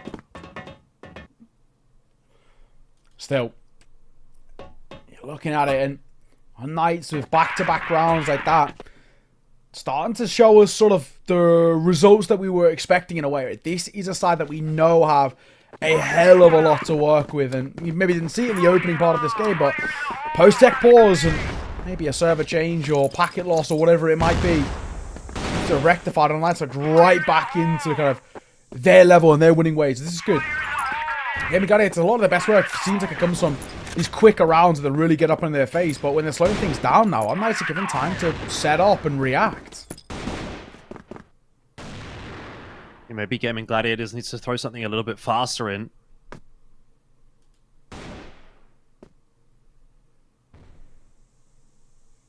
Jin.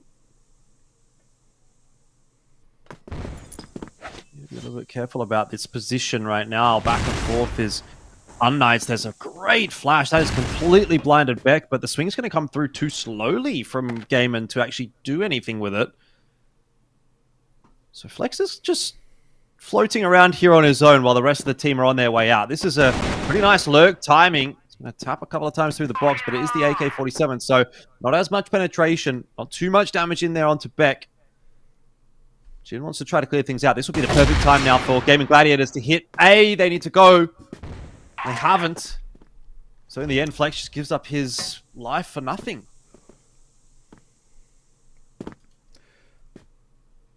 5 versus 4 now. unKnights knocking on the door to tying this game up. Not a bad spot to be in the numbers advantage. GG playing this with a pack mentality as 3 of them are moving their way towards B. And Kiko going to be the first line of the fence. He's just jiggling on that corner. Doesn't want to overface just yet. I don't blame him. And I'm going to play in a sort of anti-flash position. Bit of a tag. Not enough for the kill. Still, Kiko does very well. Gets his kill. Stays alive too. Causing problems, but it's still a very awkward round. 1 versus 3 bomb goes down, but it will not make a difference. Great work on Knight. These are some really convincing rounds. Yeah, they're back. Yeah, apparently. It's crazy. It's crazy what a difference that pause has made. I mean, it was 3-0 and it was looking like Gaimin Gladiators every day of the week, but now it seems as though unKnights are barely putting a foot wrong. I mean, granted, one of these 3 that unKnights got came down to a 1v1, so there is that. But at the end of the day, this recovery from unKnights for sure. Keep that going. Jin down early, this time to Flex. Leaves Kiko a little bit high and dry. He's fighting hard for his position. He's called for the rotation in from Beck, but maybe he doesn't need it. Kiko's a one-man army. He's getting it all done himself. Spoxy's going to drop 2. Kiko, he gets 3 before falling, and there's Beck in there for 1 more.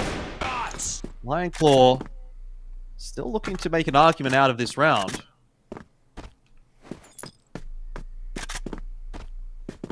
Maybe. I mean, 1v2.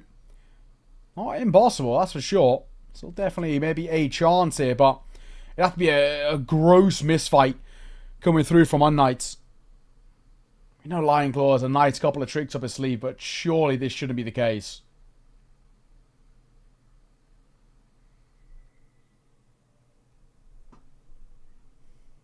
They may have lined up here for him. Alucard will get the trade in the end. Thank God for that. That would have been a painful round to lose. Yeah, that was really close. That was way too close, if we're being completely frank. They did nearly line up, and it could have been awkward, but still, it's unKnights who are now in a really commanding position, if we're being completely honest. They are actually looking really good, and again, you have to start to ask a couple of questions. You start to get, you know, maybe just at least enough worried about what we're seeing. It's difficult to deal with. Gaimin Gladiators, 3-0 start, 4-3 down.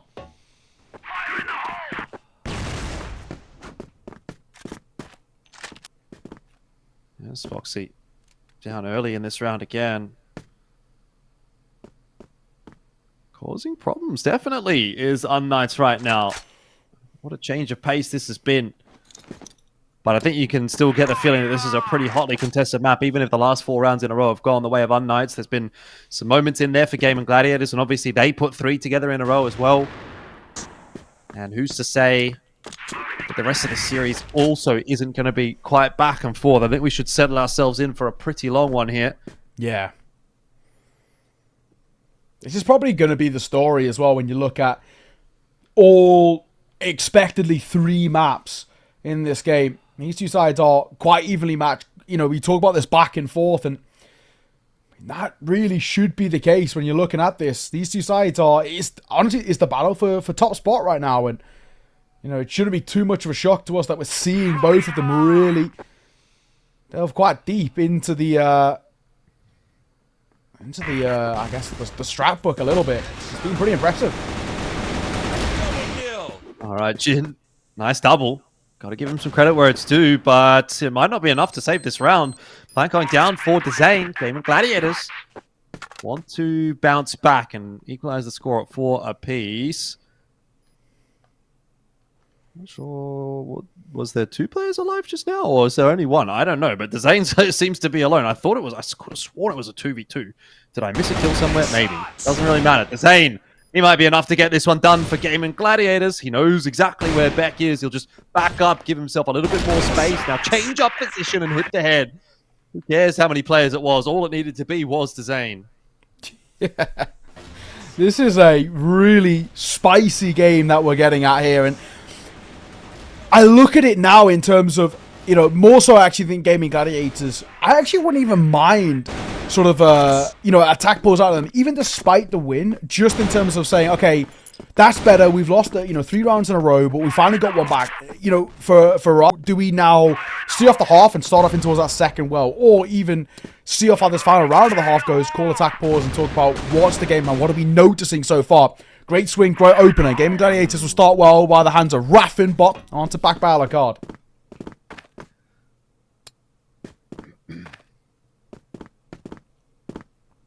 Gaimin Gladiators, if they could actually end up finishing this half 5-4, pretty happy with that, because it was for sure looking fantastic, but a bit of a mishap, bit of a speed bump in the middle. Great kill from Lionel, keep Flex alive, and there it is, that 5-4 that we were talking about. So a little bit disappointing, I guess, all things considered, for unKnights, who really did seem to be on the path back to at least an advantage in that first half, but maybe just gave up a little bit too much to begin with, and so still have a bit of fighting to do.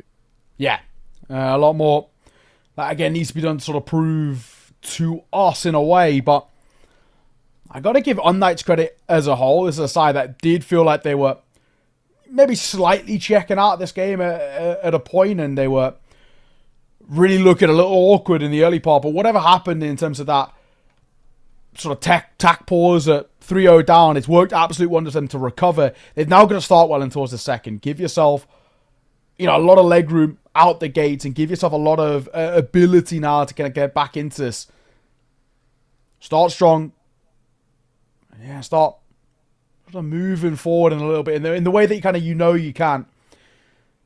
Half time, and a good opportunity as well for the coaches to get on towards the mic themselves and start to say, okay, you know, this is what we've noticed, this is what we have to do. But this first map is so far delivering. Both of these sides have been incredibly good at times. I think, you know, weak at others. But it's sick, man. This is sort of the game we wanted to see. This is a real clash of the Titans, as we've already kind of touched on. And these are two of the best sides. Or I think currently you can even say with ROC having sort of maybe some clear and distinct issues with them, maybe you could actually argue this is the battle for number one. And right now, it's actually really tough to call. This has always been a map that has to be said that, in particular, Spoxy and Flex have always actually made look like it's sort of their map. This has been such a strong part of the pool for them. This double arm setup that they utilize so effectively, it's always been so strong for them. Well, we'll see how that continues now as we are into the second half, and that is a very deep couple of smokes to play around this pretty long area. Flex is over the top of one of them. Not seeing too much. He's really putting a lot of faith in this forward smoke at the hotel position as well.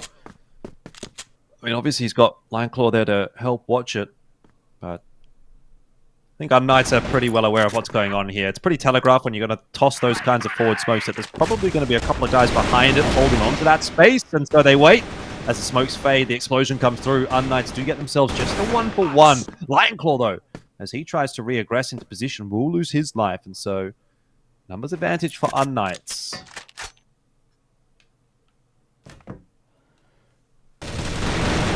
One run game. That'll help mastery. Raffin going to get one of his own.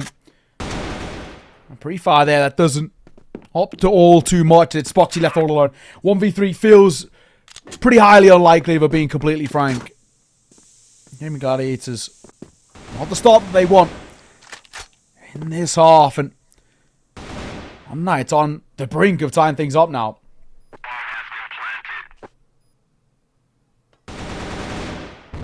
Yeah, I don't see Spoxy doing too much about this one in the 1v3, especially considering he's smoked off.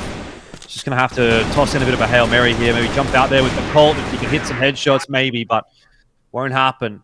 So we're back to 5-5, and unKnights keeping this one close.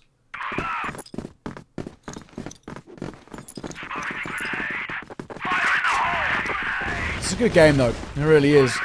It's back and forth, quite interesting, but it's a good indicator. Lineclaw, he actually probably could have stuck around for a kill there, but quite patiently so, but he will end up losing his life, and the numbers go back to being an advantage over towards unKnights, but generally Lineclaw felt like he honestly could have got a kill before falling away. This round, they're still on. 3 versus 3. Make that 2. Yeah. Nice shot in there from Spoxy. Beck also grabbing himself a little bit of action, but not the way that he would have wanted it to be. And Spoxy, again, comes up with the goods for his side. So a bit more pace in that round, definitely, as Rush was attempted by unKnights, but just shut down straight off the bat there by Gladiators. Back up to 6-5. Advantage Gaimin, who have been leading for the majority of this map. Yeah, this is a pretty spicy one that we're at now. Gaimin Gladiators. Got that somewhat brief 1 round advantage, and now a bit of a time to prove yourself in a way. Tapping, Kiko, damaged a little bit. Zane's just going to dip away, probably smartly so. I don't think it's worthwhile sticking around there. Look at Spoxy's position here. This is ballsy. Combat sniping, really. As he does go forward, gets himself a 1-for-1, but now down to Dezane, who will get the trade for Beck, but needs to do more. It's 2-on-3. And Lionclaw's not sure that he should commit to the rotate just yet, which actually proves to be a wise decision. Do have unKnights just floating back and forth between A and B, but Lionclaw's not going to be seeing too much over towards B, so he might start to come back over now. Dezane also going to have a little bit of a cheeky peek here to see if he can spot anything out. Their own right. unKnights doing a good job of denying info. Yeah. Lionclaw's now cleaned out middle, but this looks like actually not a bad crossfire established by Gaimin Gladiators. This is very winnable if the first kill goes their way. Lionclaw does indeed grab that, and Jin, he's low. Dezane should know that. Got the Colt out. Now he needs that last couple of shots. He's run out of bullets, needs to reload, and Alucard will catch up with him. So never mind. It's unKnights who will get themselves another equalizing round. Yeah, again, coming back to what we've been talking about in terms of this back and forth and these sides really showing, I think, just how deep the strat book actually really goes to them too. Bit of a joy to watch, it has to be said, and yeah, it's fun. No two ways about it. It really feels like as well in this game so far, the opening kill has been absolutely paramount to where success comes through. You find the opening kill and they're grouping up really well. This position from Lionclaw is crazy. I can't believe it. I don't think Kiko will check this as well. It feels like if you've not seen a peek already, there just isn't any point. If he plays trigger this one here, he could get both. There's one. Leg spotted. A lot of damage on towards Ginger as well. How does he fall flat with not getting the second? No, but done a lot of damage, and that'll be cleaned up easily by Dezane. Meanwhile, by the way, Flex is also quite low on HP, so Gaimin Gladiators do have the advantage in this round, but by the skin of their teeth, and Flex, he kind of re-aggressed on his own there, which proves to end up being not a great play. Now we're back down to 3-on-3. C4 also retrieved by that engagement. And everything kind of resets around the map here on Eagle Eye. There's still a lot of time to play with for unKnights on that offensive side. Yeah. So, minutes to work with. Beck going to go up on high. It's a risky angle to play. It's good for information. For fights, not as much. Not unless you have the norm, that is. So still, all goes briefly a little quiet.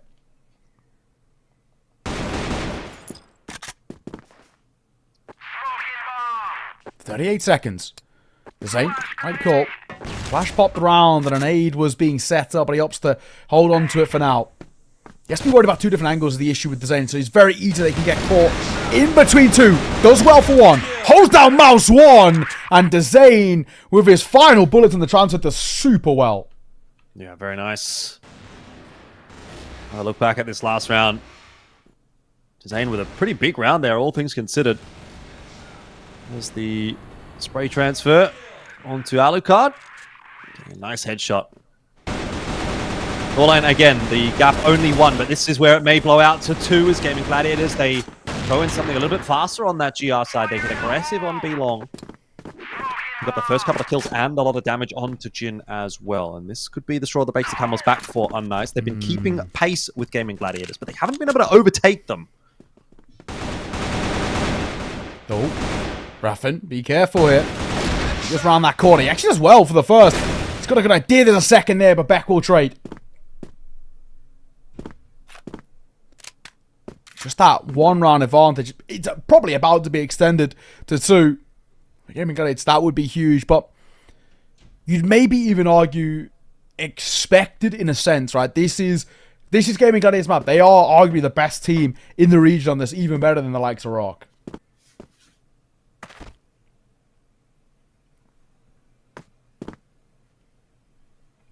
Yeah, Beck doesn't really want to have a bar of this.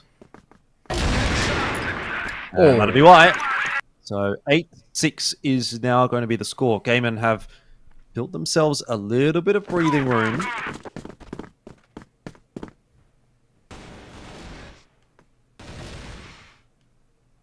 Alright though, yeah, it is impressive in a sense though. We are seeing, and again, just the depth I think of this side.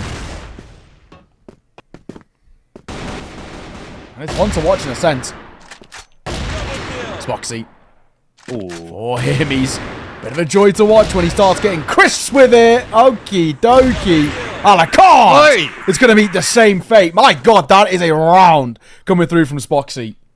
Yep, that was definitely something, and that is now 9, and so we're at that tipping point where Gaimin Gladiators, they probably feel as though they've done enough on the map now. It's just going to take one more round to close it out here. The gap has grown too wide. unKnights were holding on. That's really what it was described as. They were holding on. But now Gaimin Gladiators in that striking position to close this one out. 1-for-1 at the start of this round, though. Desane is quite low.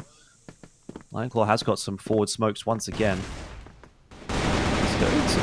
He's heard something. He's going to make a play. Drops off the bridge. Catches Alucard, who was the bomb carrier. He himself is going to drop. It's perhaps not the end of the world here for unKnights. Let's see what Spoxy has to say about it, because Spoxy's been the difference maker. You can look at this. 12-2 since the reset. He was flying before as well. Oh my god. Don't count him out. Do not count, even with the low HP as well. If Rafa can just show a bit of presence to drag attention away, which he has now done, this might give Spoxy a bit of an opening to work with. He's looking for it. He's definitely looking for it. But it might even just be Raffin on his timing. Catch one. Oh, never mind. Just didn't quite get the killing blow onto Pietro. So unKnights are going to survive. They've still got to grab another 2 in a row, which has been tough going this half. Feels unlikely. Consistency of that regard has not been a thing for either side in this game so far, unfortunately. So it does feel, for me at least, pretty unlikely. Not going to completely discount them just yet, but yeah, something quite special has got to be done, I feel. Picking up what you're putting down. Once again, it's going to be the fight over B long. Lineclaw holding close to the smoke. This could be it. Blake's got the opener, and Lineclaw with a long spray will catch Kiko. It's 2-player advantage for Gaimin Gladiators, and Flex is not even going down. He couldn't even find the trade. Flex is going to go forward. What is that? That's madness, the fact that he's got that done. Now it's looking done. It's looking over, and it is 10 on the board for Gaimin Gladiators. It was a back and forth map, no doubt about that one, but in the end, Gaimin Gladiators proved to be just a little bit too good. That's now the second time that they have beaten unKnights on Eagle Eye this season. Yeah, honestly, a sick map as well. Really indicative, I think, of just how good both of these sides are in terms of the caliber that they've got to show us. But I think really impressive to see that we do get that level out of both of these sides. Like, we know that both of them have such a deep kind of repertoire. We know they have an incredible kind of depth in terms of their strat book, but that was pretty sick, right? And I think if that's a series we're going to get, I mean, sure, that's always expected to go the way of GG just because of the Spoxy and Flex double or masterclass. They're so difficult to deal with. But it still looks positively upon this series, where we're saying this really feels like it can be a 3-mapper. I honestly, I wouldn't be surprised at all if unKnights can respond heading in towards next. We'll have to wait and see, of course, but we're going to throw it towards a desk before we get there. Take it away, lads. We're back to the desk, and I'm kind of surprised. I'm actually not. I'm not surprised, because it is the series that's telling you, okay, we're going map 3. It's the series that it's going back and forth, back and forth. I can't expect a Classico, a derby like this, just going at 2-0 or a one-sided game or a stone for one of the teams. No, just Spoxy answering to Beck, then Pietro saying, no, Leon Klo, I'm the better player, then answering by Ruffin. It's ongoing back and forth. It's small mistakes here and there on the micro side that just makes this small edge. And don't forget, the map was subbase was backed by GG, so it makes the most sense for their win. Thing is, it was going back and forth, and when GG was on the defense side, then once the switch did happen and GG started to play attack, it's the slow-paced gameplay that happened from their side. The first blood, then let's all rotate to A side and split push A. That's what got them the most rounds from GG side. And they don't play one strategy or they don't play one plan. That's the thing about the top 3 teams. They always know how to adapt and they always know how to be versatile when it comes to changing a strategy. Once unKnights do adapt on that single strat, GG can manage. And okay, we picked this map, Eagle Eye, because we know its secrets, we know its corners and angles. So if they know that we're going to split push A, let's try and fake split push A, then go to B side, leaving the C4 on A side. Also, the double sniper missile coming from Jinzer and Alucard. Alucard is the default sniper for the team. Adding Jinzer did manage to get them some rounds from UNK, but the adaptation came from GG, putting Flex and Design on the corner. And keep in mind, when it was 2-0, Design was almost locked in with 6 kills, 0 deaths. That means the guy was feeling it from the start of the game until the finish of it. And it does make sense for it going back and forth. Now, what I do expect is we're going map 3. Yeah, I mean, map 3 is highly likely because these are both aggressive players, to say the least, and there's a lot of potential on both sides if they're going to be able to come out on top, you know. So I think ideally GG played this map slightly better. I'm not going to discredit unKnights. They just had a few couple of rounds that made it more difficult, to say the least. GG know how to come back. Yeah, I mean, at the end of the day, it's more than possible, right? I'd prefer 3 rounds because it would just make more sense, you know? Exactly, and you need to remember that the game started a 4-0 to team unKnights, and starting as a 4-0 meaning that you have the head start. I think it was Foxy and Rapid that has the most kills within the first 4 rounds, and once the switch did happen, the game, okay, went back and forth, and it went one-sided for team GG. Now, being in your favorite map and getting the head start and almost winning the map, I'm here speaking about unKnights, make the chances for your second map win is more likely than GG's chances.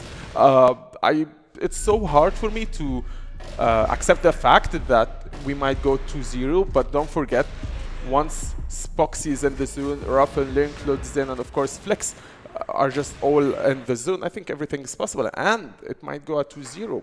No, I don't see a 2-0, man. I understand your perspective. I really don't think unKnights are not going to put up a fight, you know, because at the end of the day, they were first place for a while, to say the least. But I personally prefer round 3 because it would make more sense for us and the audience, of course. I do understand your perspective, but don't you see that the game that started on the unKnights side for the first 5 or 4 rounds and went all the way to GG's, can't it happen all over again? GG did play the better game, I admit. True. But I still have a lot of hope in unKnights that they can persevere, and it's normal, right? There are 2 players getting to understand each other, to say the least, and you know, they both have a lot of potential. So I'm just gonna say it's gonna go to round 3, inshallah. That's what I think. And that's actually what everyone wants and need to see. I mean, we don't see a lot of these matches where GG plays versus unKnights and unKnights versus ROC. So we all hope for a map 3. The same players are locked in and ready for map 2, and unKnights, they look a bit focused more than GG. Since they lost their first map, they are looking and well in there for a new comeback, a new phase or a new page of unKnights. I mean, yeah, they are focused, and obviously they have every right to be. You know, this is now they're basically fighting to get top 3, top 4 at least, hopefully. So we're gonna have to wait and see. I mean, if unKnights did lose this match, ROC Esports do go to the first place and stays there, while GG might move to the second place, leaving unKnights the third place, which is a terrible scenario for unKnights because they used to be the first place. They didn't have their fun with the first place. Still, I mean, they had it for just this off season of Yeah, I mean, days. there's still like three more weeks at least until playoffs. So at least in this category or this section, there's a lot that they can say, you know. But we're not talking about the bottom four. We're talking about the top four. So every win hopefully matters the most. And to say the least, I really think unKnights have been performing phenomenal in the past few weeks, and they're gonna try their best to come out on top. Yeah, especially after ROC Esports did win their game. They are super focused and super locked in because unKnights did lose a bit, did lose one single game that affected their gameplay. So I'm excited now for map 2 and pushing for map 3. I hope so, yeah. Let's take it away to the casters.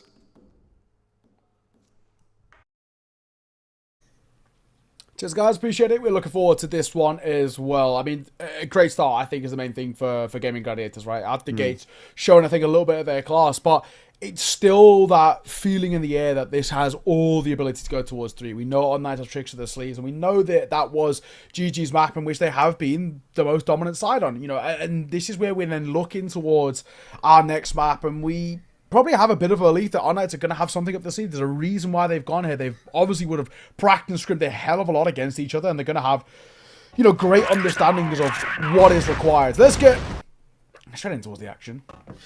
Yeah, my only concern is the fact that this was 10-4 last time they played. So Gaimin Gladiators pretty dominant run on compound in their last meeting, and obviously they've started pretty nicely there with the kill from Spoxy. They've decided to go in for the double orm setup flex, and Spoxy, there's a leg shot onto Alucard as he tries to cross middle and need to follow it up. Won't quite land, but definitely some real damage being done to unKnights as they're trying to take that map control here. So Gaimin Gladiators off to a pretty decent start here on compound, and yeah, look, I think I would like to see this go to a map 3, but the way I'm kind of feeling about it right now is this actually may end up being a 2-0.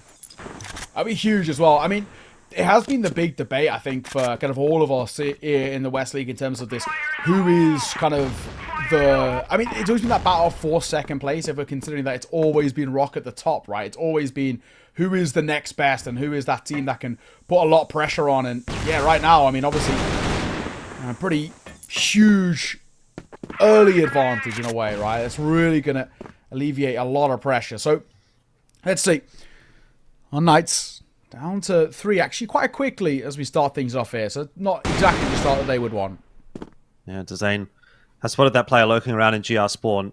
When he gets back out onto the A side, alive somehow. What's going on here? unKnights, it feels like they just maybe didn't quite catch the memo as to what that rotation was looking like, but felt like he got some pretty illegal timings there. Either way, Gaimin Gladiators are going to start off with the first round under their belt, and it was a really quite stable-looking one as well. Only the 1 kill in that round for unKnights. Oh, pretty huge. Still, Gaimin Gladiators. No qualms for them.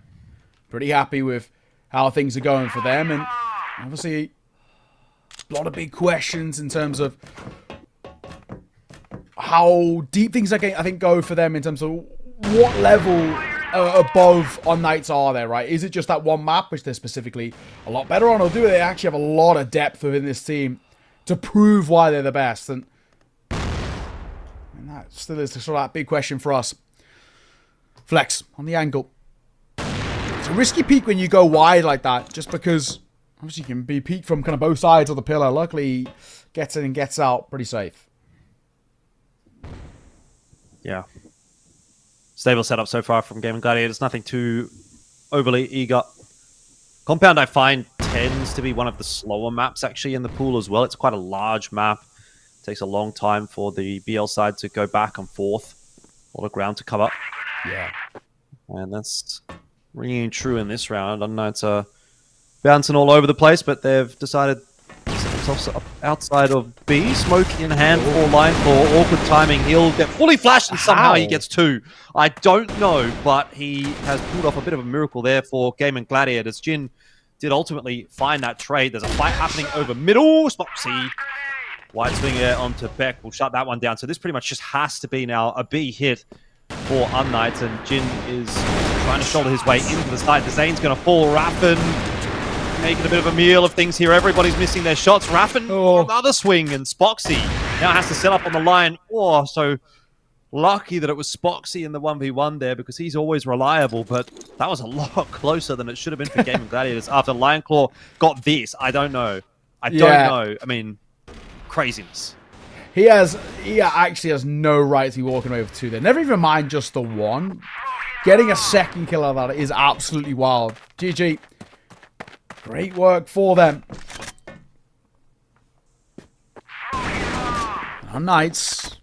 I'm worried, guys. You know, you cannot afford to let GG out the gates look as calm and sort of composed as they are. She was a little scrappy at the real tail end of that second round, but still, for the most part, there's so much to like.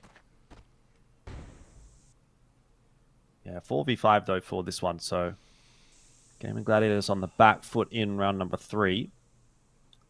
Lionclaw having a cheeky little peek into pillars and not really seeing too much, so that info should be trickling through to the rest of Gaimin Gladiators. You're seeing a nade out on the other side of the map, so Raffen with a guesstimate maybe that they're setting up outside of A. He'll be incorrect in this instance.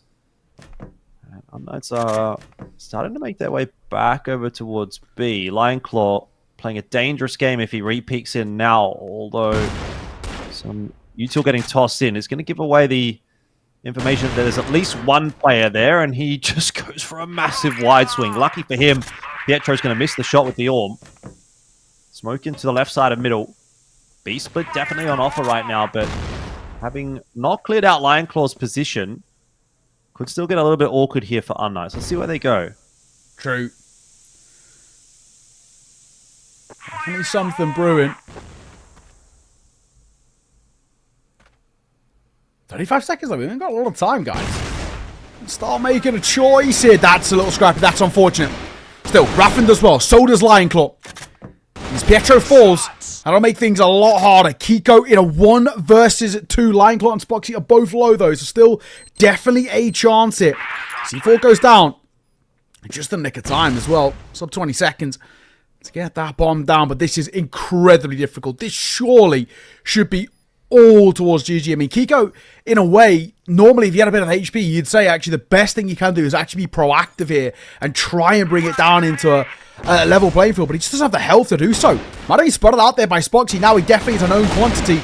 Swing and a fine. Kiko into 1 versus 1 as well, but it will be Lionclaw who wins it out. Close, but no cigar. Yeah, good effort. Painful one to lose, though, for unKnights. They know that they're down on a map, and now down 3-0 on the second map. Chances of winning the series are dwindling pretty quickly, and you need opportunities like that one to be converted to get you back in the game, and unfortunately, it's another one that's gone begging, so unKnights will be forced to remain waiting. Alucard gives them an opener again, this time flex down again, early again.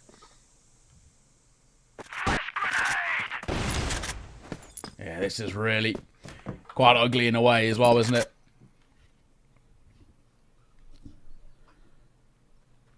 I mean, at the very least unKnights, you got an opening kill. That's really going to help in the early portion here.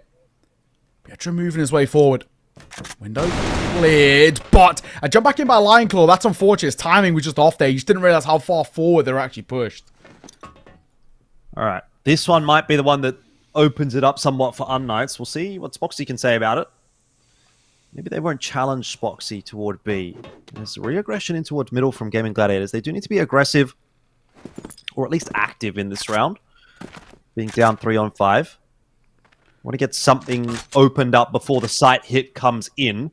So Zane and Raffen going to try and do that. They do get themselves a kill or two. Raffen has traded that very nicely indeed.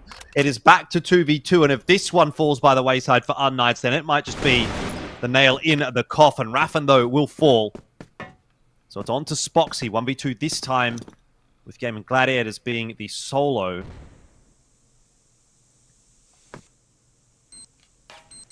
Still, C4 down. Spoxy has that clutch ability about him as well, so you start to believe that he might have a bit of a chance. It's just How do you isolate the fights here, I think, is the big question, isn't it?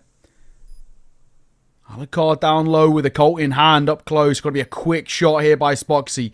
Moves his way forward, trying to clear through this window. Time ticking, 20 seconds left. Head spotted now. Know where he is. Alucard down below. Just goes unchecked.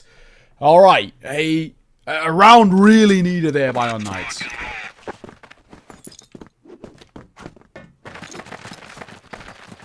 Okay. Could be the start of something. When we saw that on Eagle Eye, it was quite a nice resurgence from unKnights. They were able to pick up 3-4 in a row. So let's not count them out just yet. Bit of a change up, though, from Gaimin Gladiators as they push very aggressively into pillars. And now even start to have a think about looking towards BL Spawn. Don't imagine that they're going to go quite that far, but Flex has been quite eager to push this game, and this time he's got some backup in the form of Lion Claw. They catch Pietro, and that'll be enough. They're happy with that. Got to be careful on the way out that they don't get caught in transition, but no one really there from unKnights to get that done. Flex is going to stick around. This is wild to me, but he's gotten it done, and he's dropped the C4 now as well, so Lion Claw might as well come back and try to hold this alongside Flex. True. This has been unfortunately where unKnights do some of their sort of worst work in a way. Flex. Oh, he really gets... It was, yeah. I don't know, say unfortunate there. It was actually just pretty scrappy in a way and not paying off in the way that he wanted. Beg needs to be a little careful here. Raffin is actually sort of bounding around mid, but he gets around the corner just in time, and he's sort of in a position now where there is support at the very least. Down goes Beck. He's all down to Alucard. 1v4. Alucard's good, but surely not this good. No, I can't imagine so. He'll be spotted out by Lion Claw. That was a bit of a weird one for Flex, wasn't it? It kind of looked like he was in two minds about who he wanted to be spraying at there. Saw the guy far, saw the guy close, kind of like half sprayed in between both of them, and then ultimately died. So just made a bit of a meal of it. But great stuff at the start of the round to grab those opening 2 kills and put Gaimin Gladiators back on the front foot. So instant response. This time it's a big stack over on the A side of the map from Gaimin Gladiators. So they really are trying to toy with unKnights, and Flex again trying to get involved in these rounds early has had a positive impact this time. All right. Still a lot more that needs to be done by unKnights to kind of prove to us. And, you know, sure, we had that slow starting towards map number 1 of the recovery, but this isn't still looking as good. I mean, 4 versus 3. Spoxy responds towards Beck. Sure, Alucard gets his kill, but where do we go now for unKnights? I actually wouldn't mind if they just group together and play as a pack. Honestly feels like the best way to approach this at the moment.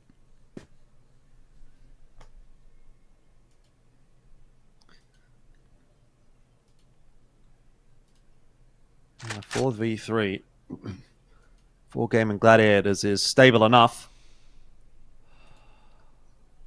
Does look like it's going to end up being that 2-1 split from unKnights, though, with a couple of players working in through long. Spoxy aware of that timing being a possibility, so we'll just change up his position and now focus in on that long angle. Pietro and Kiko there do have a flash available to them if they want to flash their way into the site. Alucard catch Raffin in the meanwhile, but Spoxy also chiming in with 1, so it's not a cause for celebration just yet for unKnights, though they are both into the site and they will be able to get a C4 down. So 3-on-2 now ensues. Well, 30 seconds on this retake. With the numbers in your favor, you feel like there's a really good chance. It's Spoxy just waiting for the support. Actually, kind of mainly for the riflers to get a lot of the leeway in here. Alucard versus Spoxy up close is going to be an important fight, and one in which Spoxy wins. It's actually been quite a consistent factor. Still a 1 versus 1, but Spoxy delivers.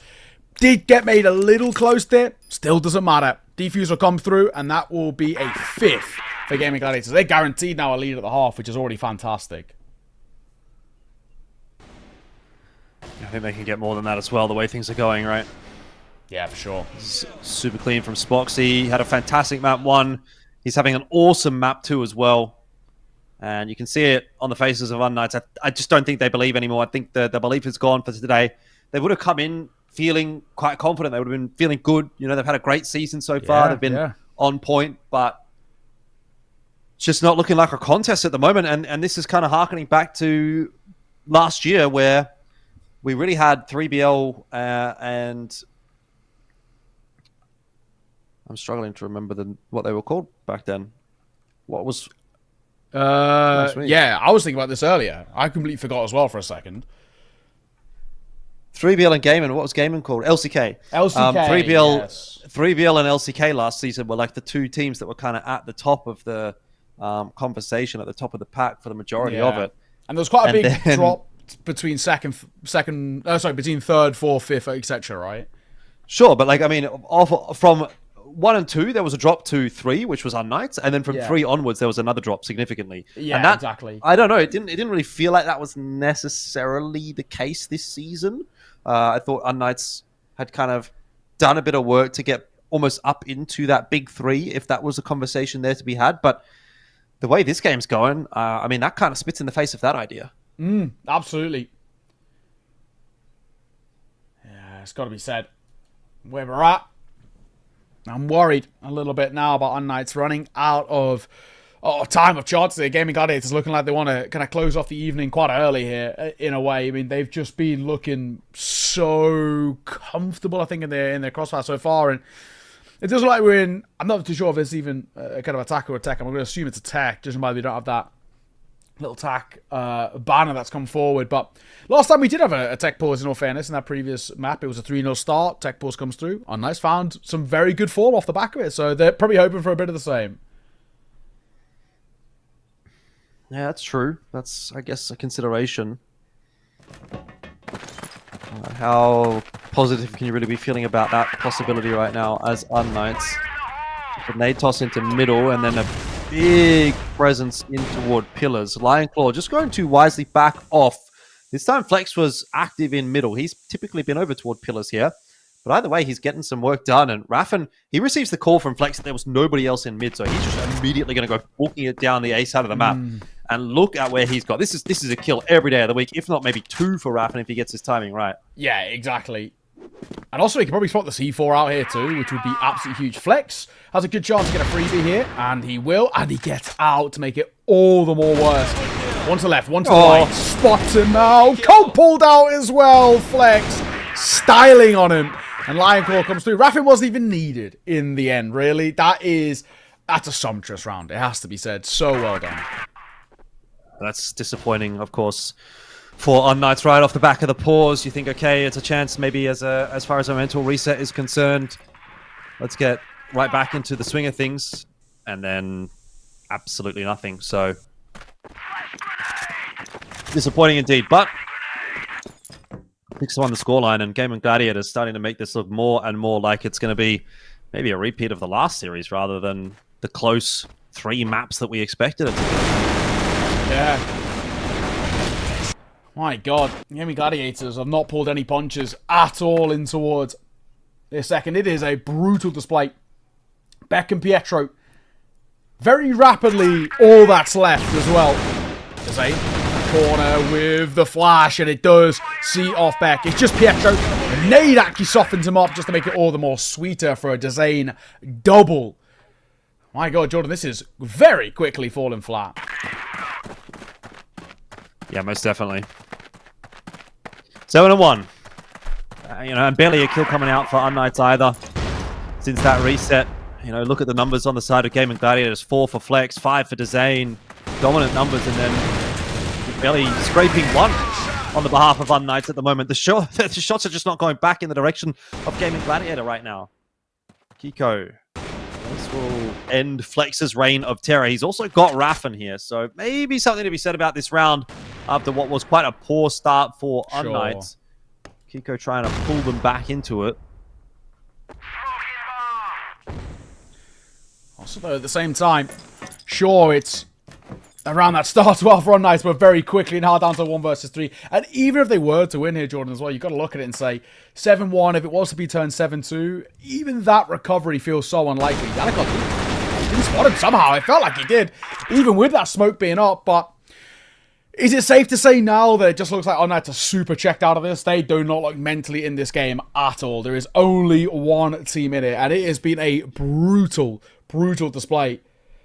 But you know, where we're at. Unfortunately, it's just one of those cases where unKnights have not really been able to get going. And even if they do find themselves with a round here, the deficit required to recover, we just don't see that in CrossFire really. That consistency that is needed, it's so hard to come by, especially with the start that Gaimin Gladiators have had. Yeah. Yeah, I don't really see a way back into this one. Little shake of the head from Alucard, knows that this one's probably a bit too far gone.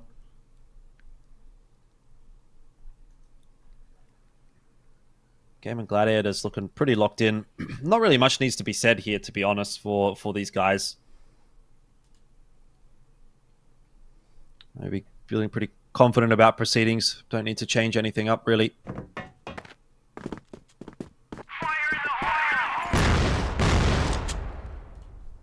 Okay.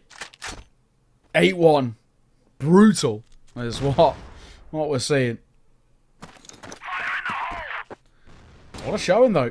I cannot complain at all.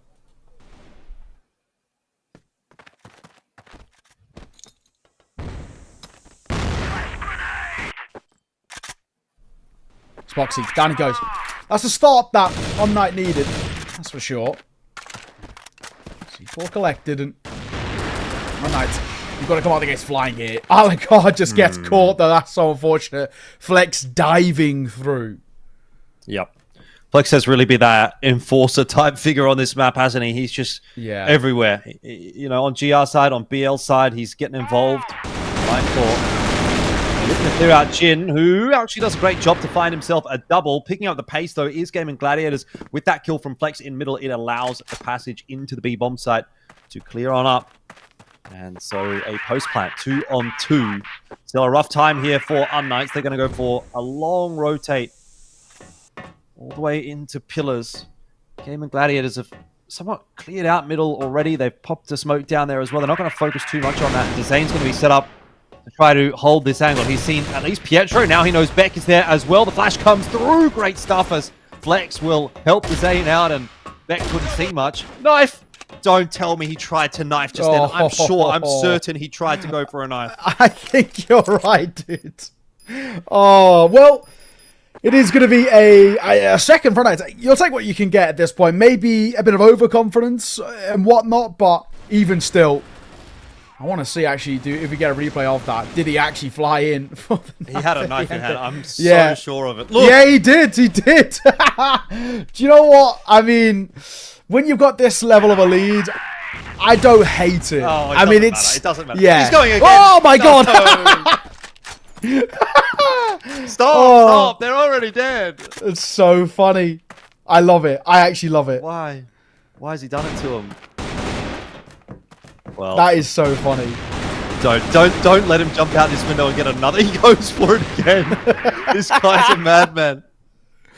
He is so confident in his ability right now. And again, you know, I've got to say, so much respect. Why not? Right? You've got such a lead. Why not be confident? You have been, without a shadow of doubt, the better team. There's no, no two ways about it.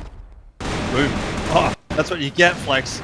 Zane down early as well. I mean, that was a massive nade stack into middle. And unKnights are going to be happy, I guess, with the result. Though, trouble is, it kind of comes a little bit too little too late here for any level of real excitement. 9-4 down. Quick round. unKnights up to 3. But long road ahead if they want to make anything out of this map. Yeah, and, you know, you can tell, it really feels like the second sort of GG decide to, like, really lock in, they'll just see it off. I mean, now would be a nice time, fellas. Let's not, you know, don't give them any sort of way back into this for nothing, right? Let's not kind of overplay our cards too much here. But, yeah, if we're being completely frank, there is only sort of one side in this. You know, it's been fun as hell to watch. Why not? Back yourselves. Prove that you are this better side, and rightfully so, in a way.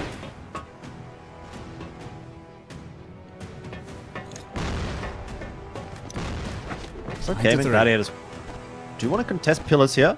unKnights are going to back away, so they're happy with the time bleed and a bit of util bleed that they have forced onto Gaimin Gladiators with that hold. Not going to risk their lives for the position. No. Still. Jin's up. Down he goes. He's up. considerably harder. Flex, right idea. And Spoxy at the same time going to find a kill of his own. We're down to 3. Time out to run out, unfortunately. Uncharacteristic miss there. And Flex is going to be pretty good from this spot. How does he get out alive, though, is the big question. Somehow, some way. Pietro having to reload. There's 3 players around this corner. Should have no chance in hell. Somehow survives the first fight. Not the second, though. Yeah, Pietro need to be careful there, because if he doesn't manage to clean up a kill or 2, potentially there's a chance of a knife coming into his face from Flex. Maybe this is where Beck gets knifed. Okay, Spoxy's found him. 4-on-1 now. Oh, Flex is looking for it. You can see, look at it. Look at his face. He wants it. He does so want it. Look at him! Look at him! Look at him! The evil grin, he went for it so hard, but now it's down to the 1v2. Are they all going to go for it? Oh, no. They're going to go for the pistol, and that's going to be the end of the series, unfortunately. I don't know if that's unfortunate for unKnights, because I'm sure they were kind of in there, held against their will. That was like a nightmare scenario, to be quite honest. But job done by Gaimin Gladiators, and job done in an extremely positive fashion as well. And hilarious, I think it's worth mentioning too. Gaimin Gladiators, that is dominant. If ever there was doubts about who is kind of in that top 2, we always know ROC are going to be in and around that top 2, whether it's first or second. If we're having a debate who is what is actually the level between second and third, there it is. And actually now, Jordan, it once again sort of reaffirmed the idea. It's still actually a massive gap. Between second and third, with Gaimin Gladiators and unKnights, there is actually not a competition there. Map 1, sure, there's a bit of back and forth there, but the dominance you see on map number 2, I think is real testament to just actually how much better Gaimin Gladiators actually are currently. And unKnights, there's a lot more work that they need to be done to catch up, and they are really playing this game of catch up. So real credit to Gaimin Gladiators. Super, super sick showing from them, and that's what we want to be seeing. But of course, that is actually a very quick day of Crossfire for ourselves, right? So, no complaints in a way, some really exciting games from myself, Neokai, and Elfish Guy. That's us done on the cost. We're going to throw back to the desk as they're going to shut down for the day. Thanks for joining us. Thank you so much, Neo. Thank you so much, Elfish Guy. I really appreciate every point that you guys did highlight, and I have to agree. Yeah, I think GG showed their standing, and the reason they're second, not third or fourth. What do you think? Honestly, what a game, man. What a fun game to watch, and what a fun ending to see also. Flex really did want this knife, didn't he? And he really wanted to finish it off. Actually, I did not expect, overall, I had this sense that, okay, this might go for UNK. Because we've seen UNK before winning against ROC Esports, while GG never won against ROC, and what happened with Spoxy not being there for 2 matches. Then Team GG lose some games because of Spoxy absence. Because they didn't have a sniper with them. But then you watch Team GG not only win against UNK, but destroying them, at least for the second game. Who would have expected this? We've already talked before the series start. We see that this is the main event. We're going to see a good match. Even if it doesn't reach a map 3, then it's going to be close. And we did expect UNK to win, but against all odds, against everyone expectations, GG did destroy them, and the second map at least, and the second map picked by unKnights. So doing this adds up for GG for the second place. For the first time on the standings, GG secures the second place. Yeah, I mean, they played it really well and dirty at the same time because of that knife incident and stuff like that. That was very interesting. Yeah. But I don't have much else to say that the casters didn't really point out. If you think about it, I think GG came in strong, and they did what they wanted to do, and they outperformed unKnights for this game. I'm not sure about the future ones, but nonetheless, they played it really well. Yeah, if anything, big shout out to the coach from Team GG. He did plan, and the off time between the week and another, he put some real effort and put some real strats from unKnights. He watched the VODs, he know how they play, and if it was GG's map or unKnights, he did know their weaks and strengths Definitely, and played on it. 10-3 is statement that says, I did read your strategies. I do know how you guys play, and it did apply from Team GG. And watching the scoreboard, we did see it. You can see GG's aggression was very noticeable in the initial rounds, and it made sense at the end of the day because they want this win, and it's unKnights map as well. So I'm pretty sure here they were trying to make a statement, and they managed to do that. It's the first time we see GG at this peak performance. Spoxy with 3.60 KDA. We don't see this every day. Like the next KDA close to him is 1.56 by Flex. I mean, Spoxy, I think he's on his peak performance tonight, and he's super consistent with it. Yeah, I think everyone, without mentioning anyone, discrediting any team member of GG, I think they all played amazing. True, they surely did. As Spoxy with another MVP, 2.44. The guy is on another level, very impressive. Yeah, it continues. GG win streaks. The question is, what is next for the following days, Koshari? Will we see a comeback from Team unKnights? Of course. I really do hope so, because if you think about it, unKnights were a top 1 initially, and they're gonna try to contend for that, hopefully.